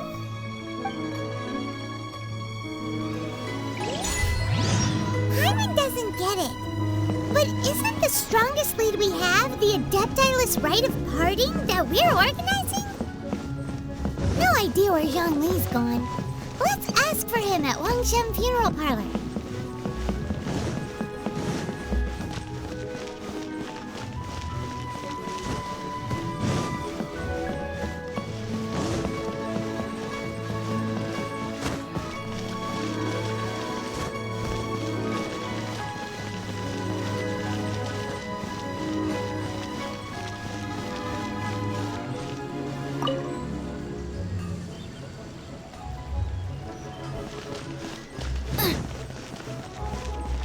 Sword in hand, and the world at my feet.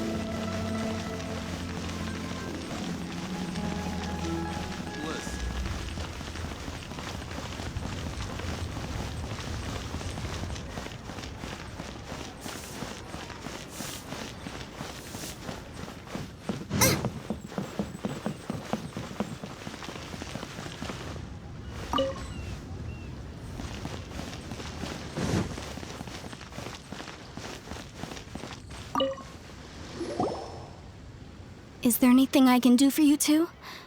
I'm afraid that Wangshen Funeral Parlor isn't in the best state to receive guests. We've come to see Zhongli. Could you please tell him we're here? Unfortunately, Zhongli isn't here at the moment. It seems he went to Northland Bank. Doesn't the Northland Bank belong to the Fatui? Last time we saw Zhongli was before we went to the Golden House. Do you think he doesn't know about the attack on Liyue? Visiting the Fatui at a time like this could only mean more trouble. We had better go and make sure that everything is okay.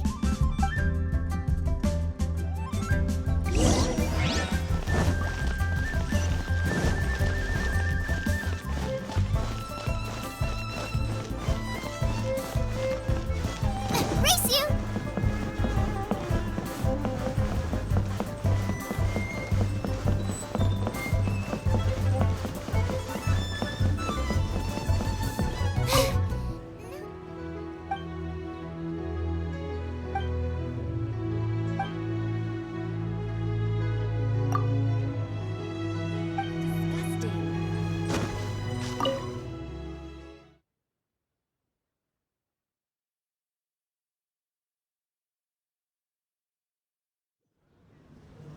You call this cooperation between Harbingers?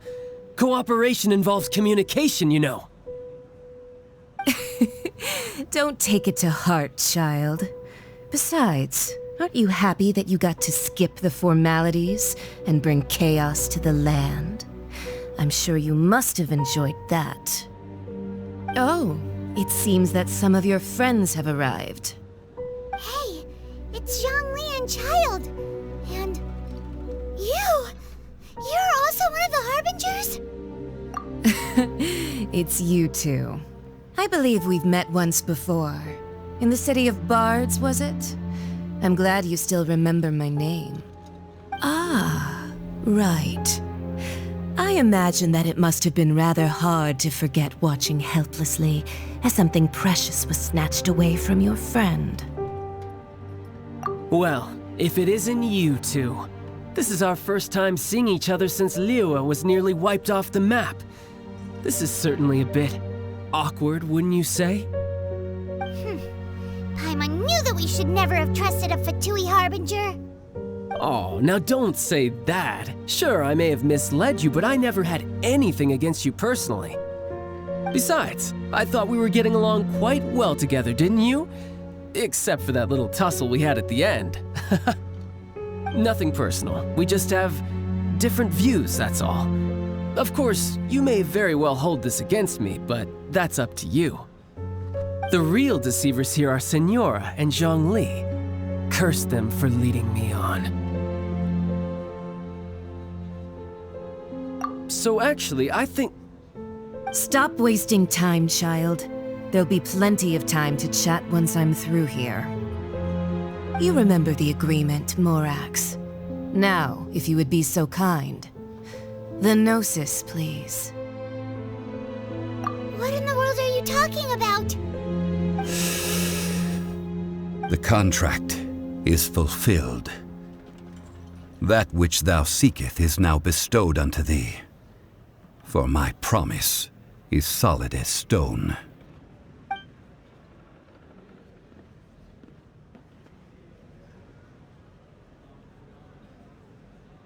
How sanctimonious. What? So you're the Lord of Geo? No, wait! That's an exciting twist and all, but why give the Gnosis to the Fatui? I do not give it for free.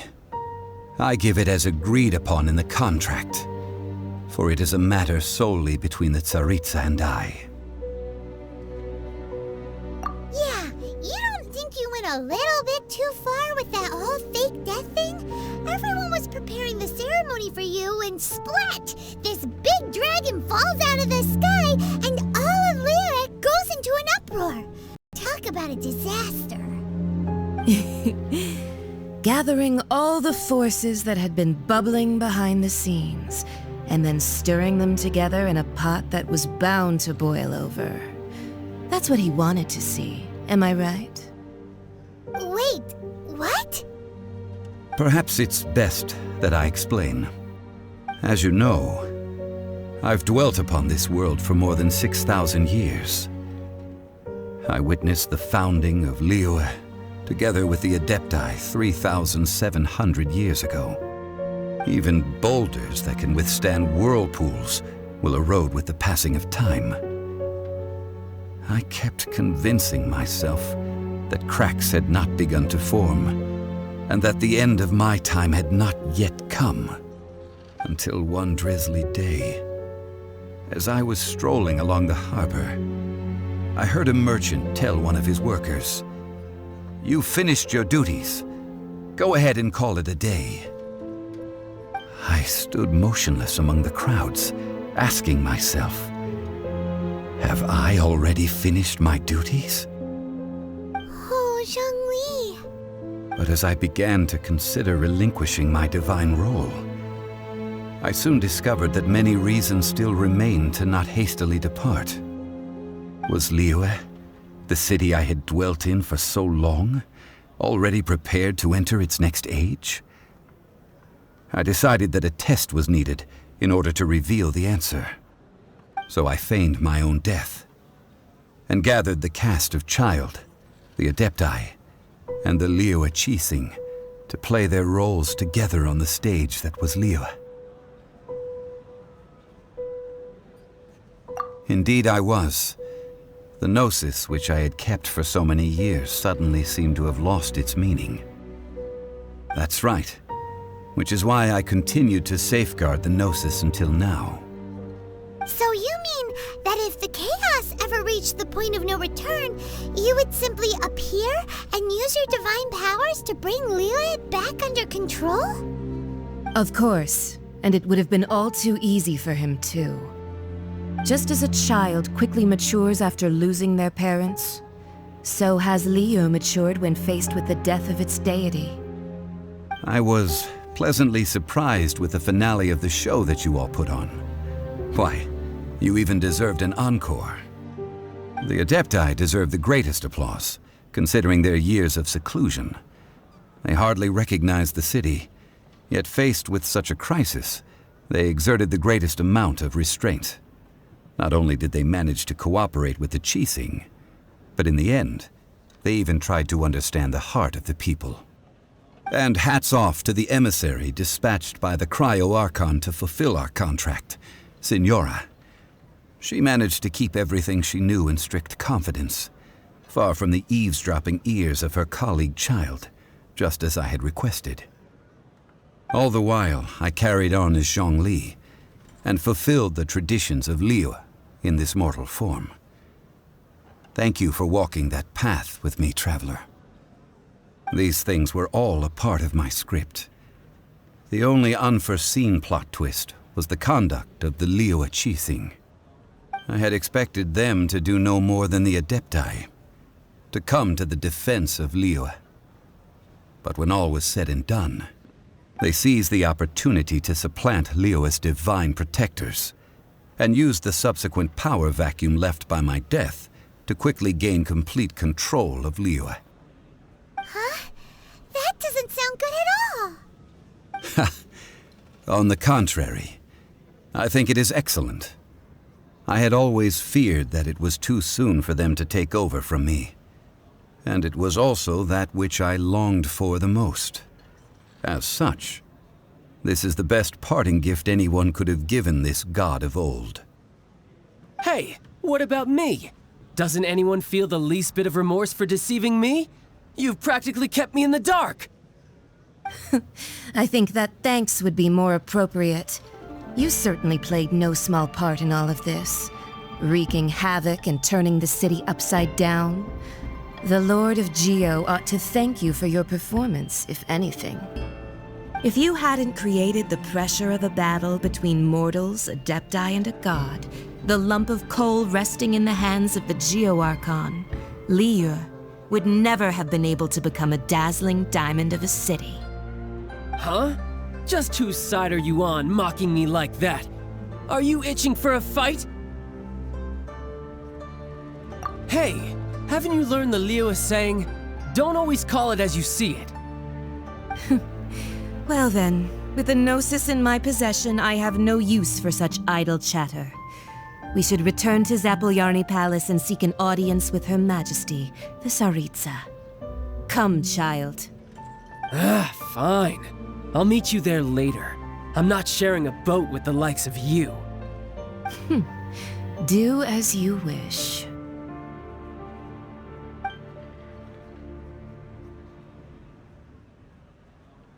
Now then, is there anything else you wish to ask me?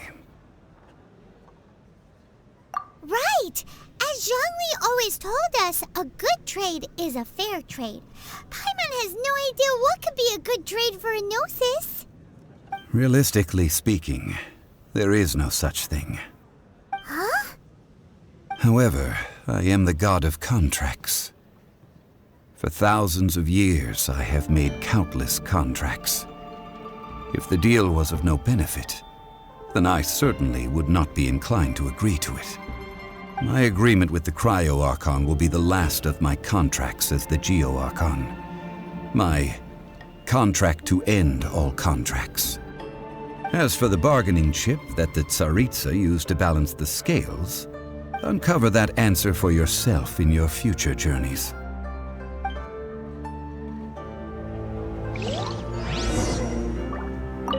Paimon can't absorb so much information at once.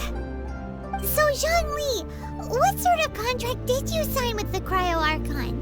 Paimon's so curious. One of the clauses of our contract was not to divulge any of its contents. Ugh, you're so petty.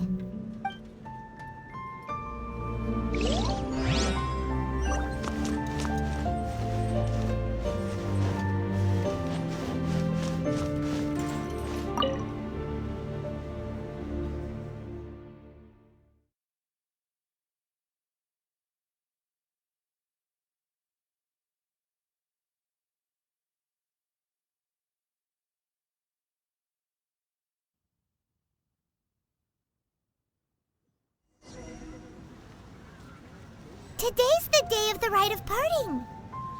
Although the star of the show is fake, we spent so much time trying to organize it, it would be a real shame not to go there now. Now I got stomach cramps.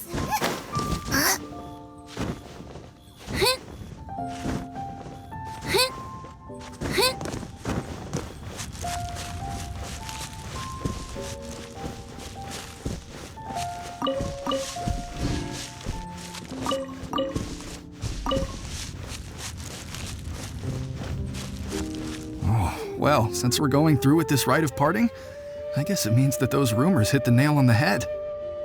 So Rex Lapis is really... But they didn't catch the culprit, did they? Oh, come on. Do you think that the assassin could have been a normal person? You know what I think. I don't think any of the gossip on the streets you hear from those shady types is worth anything. There's only one real possibility in my mind. I've heard that the assassin was that Fatui fellow. Youngish, pretty high in rank. I think they called him Childe. The Fatui? They certainly are very suspicious. Who knows what those greedy, crooked folks... Shh! Lower your voice. If the Fatui catch you in their sights, Rex Lapis won't be around to protect you this time.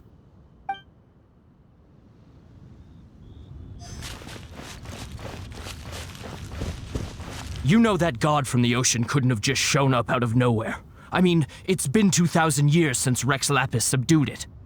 Yes, and to think that this happened right on the heels of the incident with Rex Lapis, too. Say, do you think the person who assassinated our lord and released that evil god might have been one and the same? Now that you mention it, that's very possible. Yeah, I mean, it all fits together. That person must have colluded with the evil god to harm Rex Lapis. Oh, that wicked, black-hearted scoundrel. Still, what sort of supernatural prowess must this person possess to be able to do such things?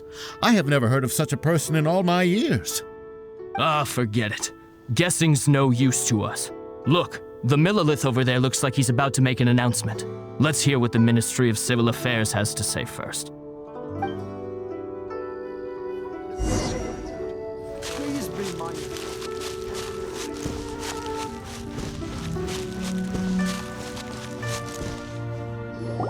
Hear ye all! The Qixing's words. Though a dragon soars ageless as the mountains, it too must return to dust. This is common knowledge. Gods and Adepti live glorious lives, but both light and shadow have their season. So too must they face divinely appointed trials. Rumors and hearsay abound on the streets that Rex Lapis was murdered. Now, let the truth be revealed. Having been thwarted in his trial, Rex Lapis's soul has recouped the celestial heights.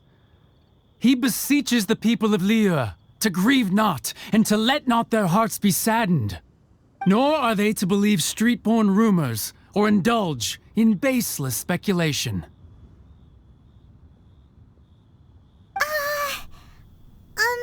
Daimon needs a translation on what the Qixing's announcement said. So that's how they're spinning it. Something feels off. Why would they suddenly give up looking for the murderer? Not to mention how this excuse sounds like something they just made up on the spot. Could the Qixing already have known that Rex Lapis wasn't dead? But Zhongli said that neither they nor the Adepti knew anything. Did Zhongli tell them in secret after his gnosis changed hands? Exactly, right? Ooh, seems like the rite of parting has been going on for a while now. Let's go have a look.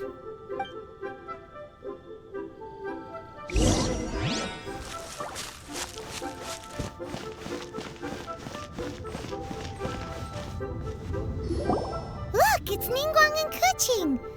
Are they saying something? Are their speeches over?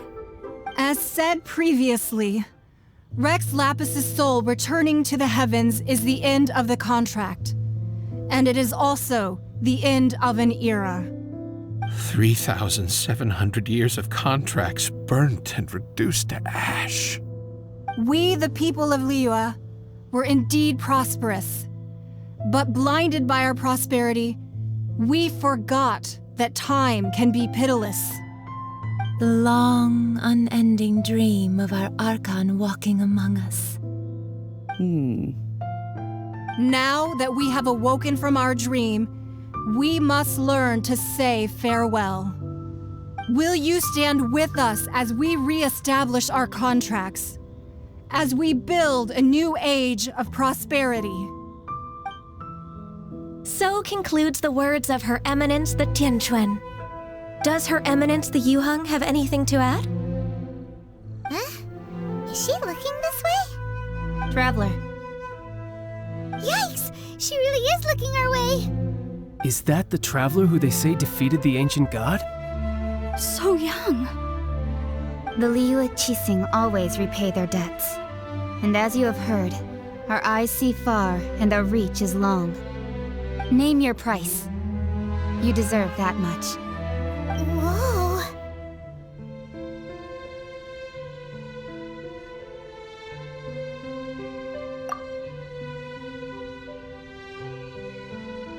Well, could you help me put up some missing person posters?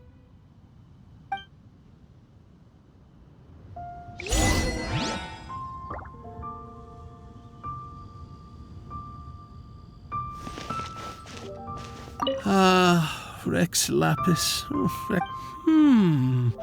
Now that I think about it, if everyone's of the same mind as me, perhaps mementos for Rex Lapis might be the best short-term business opportunity.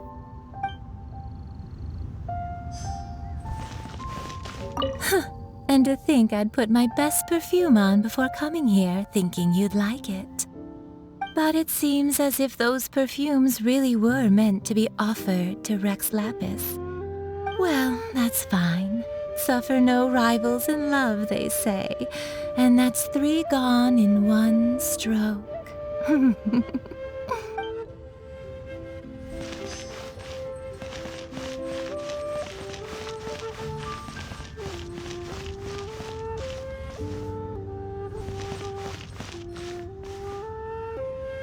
The cleanup of the premises, managing the crowds as they exit, making an account of the rite. There's much that remains to be done. I didn't miss anything, did I?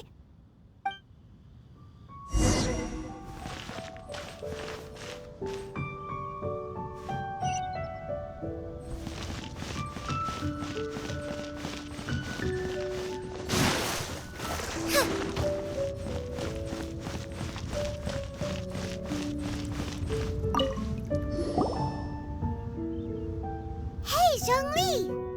Look at this. Everyone in Liyue is caught up in their emotions, thinking that they'll never see Rex Lapis again. And here you are looking all relaxed. Why would I not feel more at ease after laying down the burden I have borne for 3,700 years? Right. If the two of you can spare the time, I should treat you to a meal at the Xinyue kiosk. That sounds like big talk, Zhongli. Paimon might have believed you if you were treating us to some third-round knockout, but you'd have to pay out your nose just to stand inside Xinyue kiosk. Are you sure you can afford it? You're right. I do like the Mora. But why would Morax lack Mora?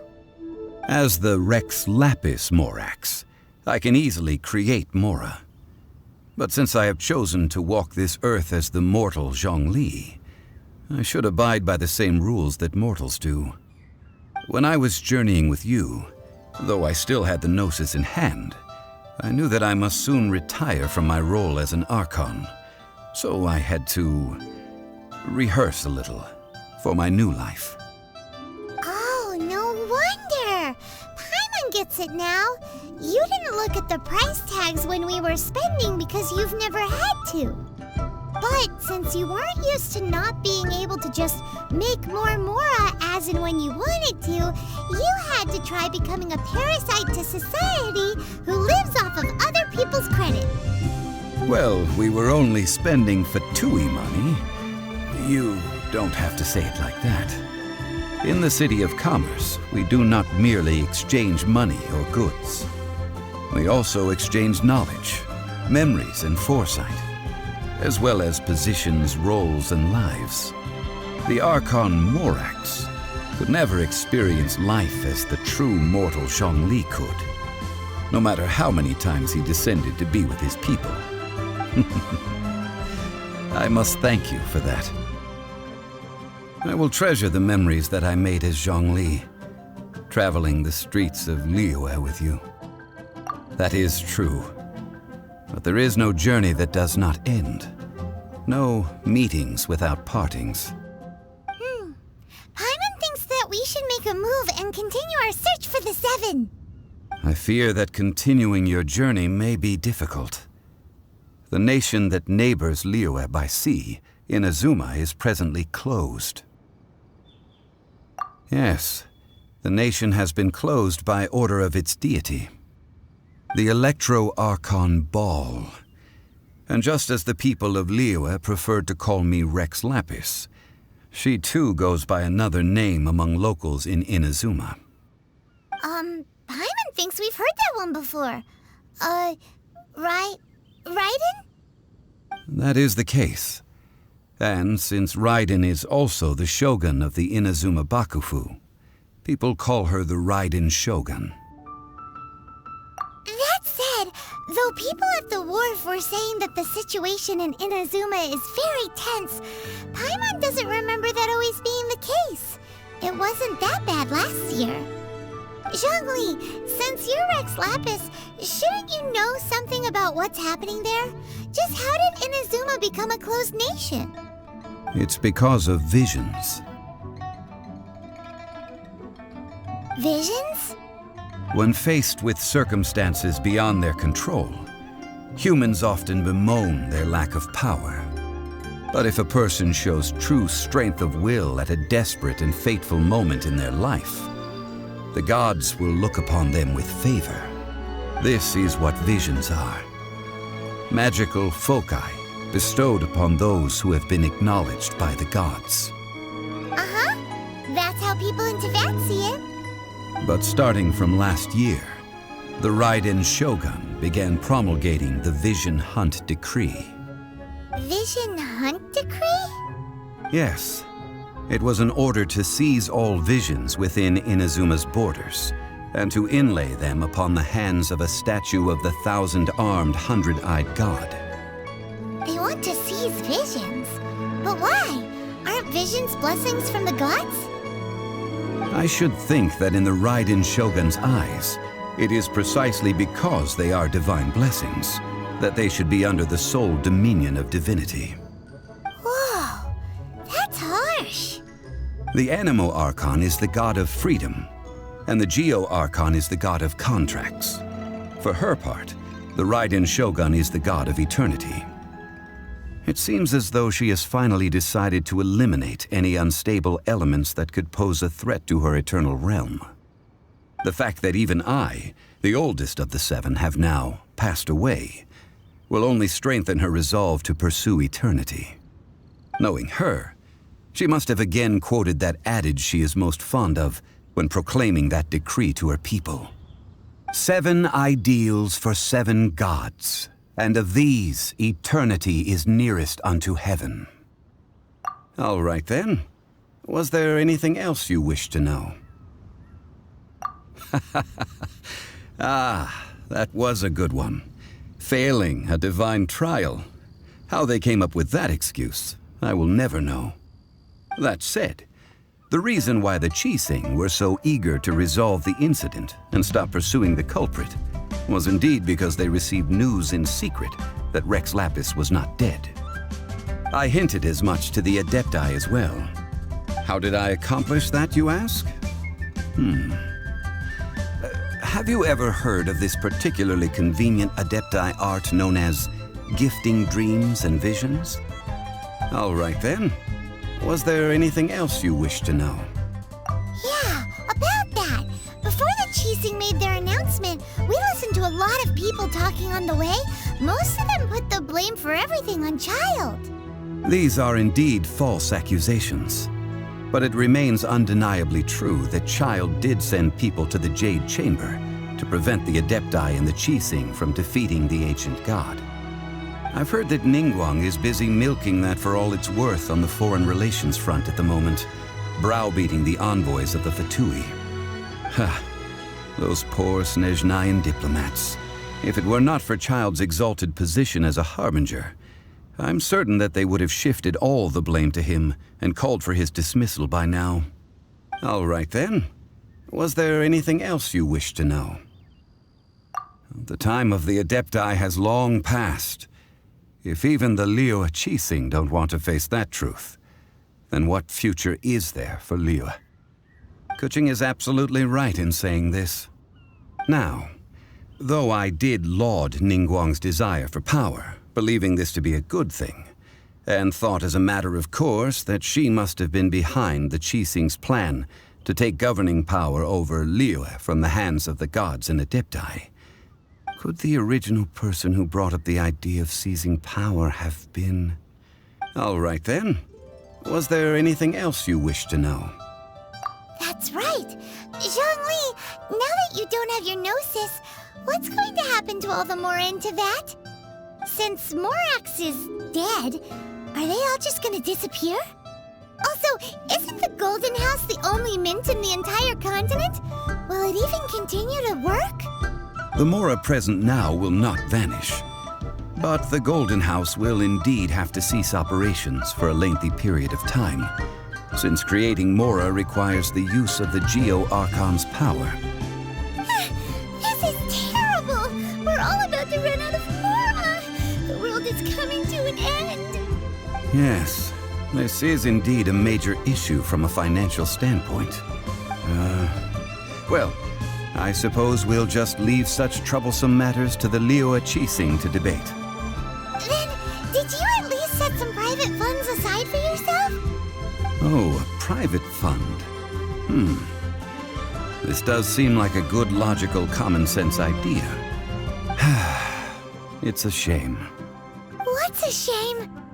It's a shame that I didn't think of it at the time. All right then. Was there anything else you wish to know? Well then, I suppose you'll have to find a way to get inside this closed nation. Have patience. I suspect that some serendipity must first come into play.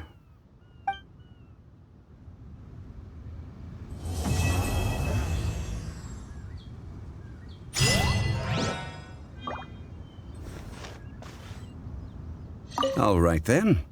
Was there anything else you wish to know? Well then, I suppose you'll have to find a way to get inside this closed nation.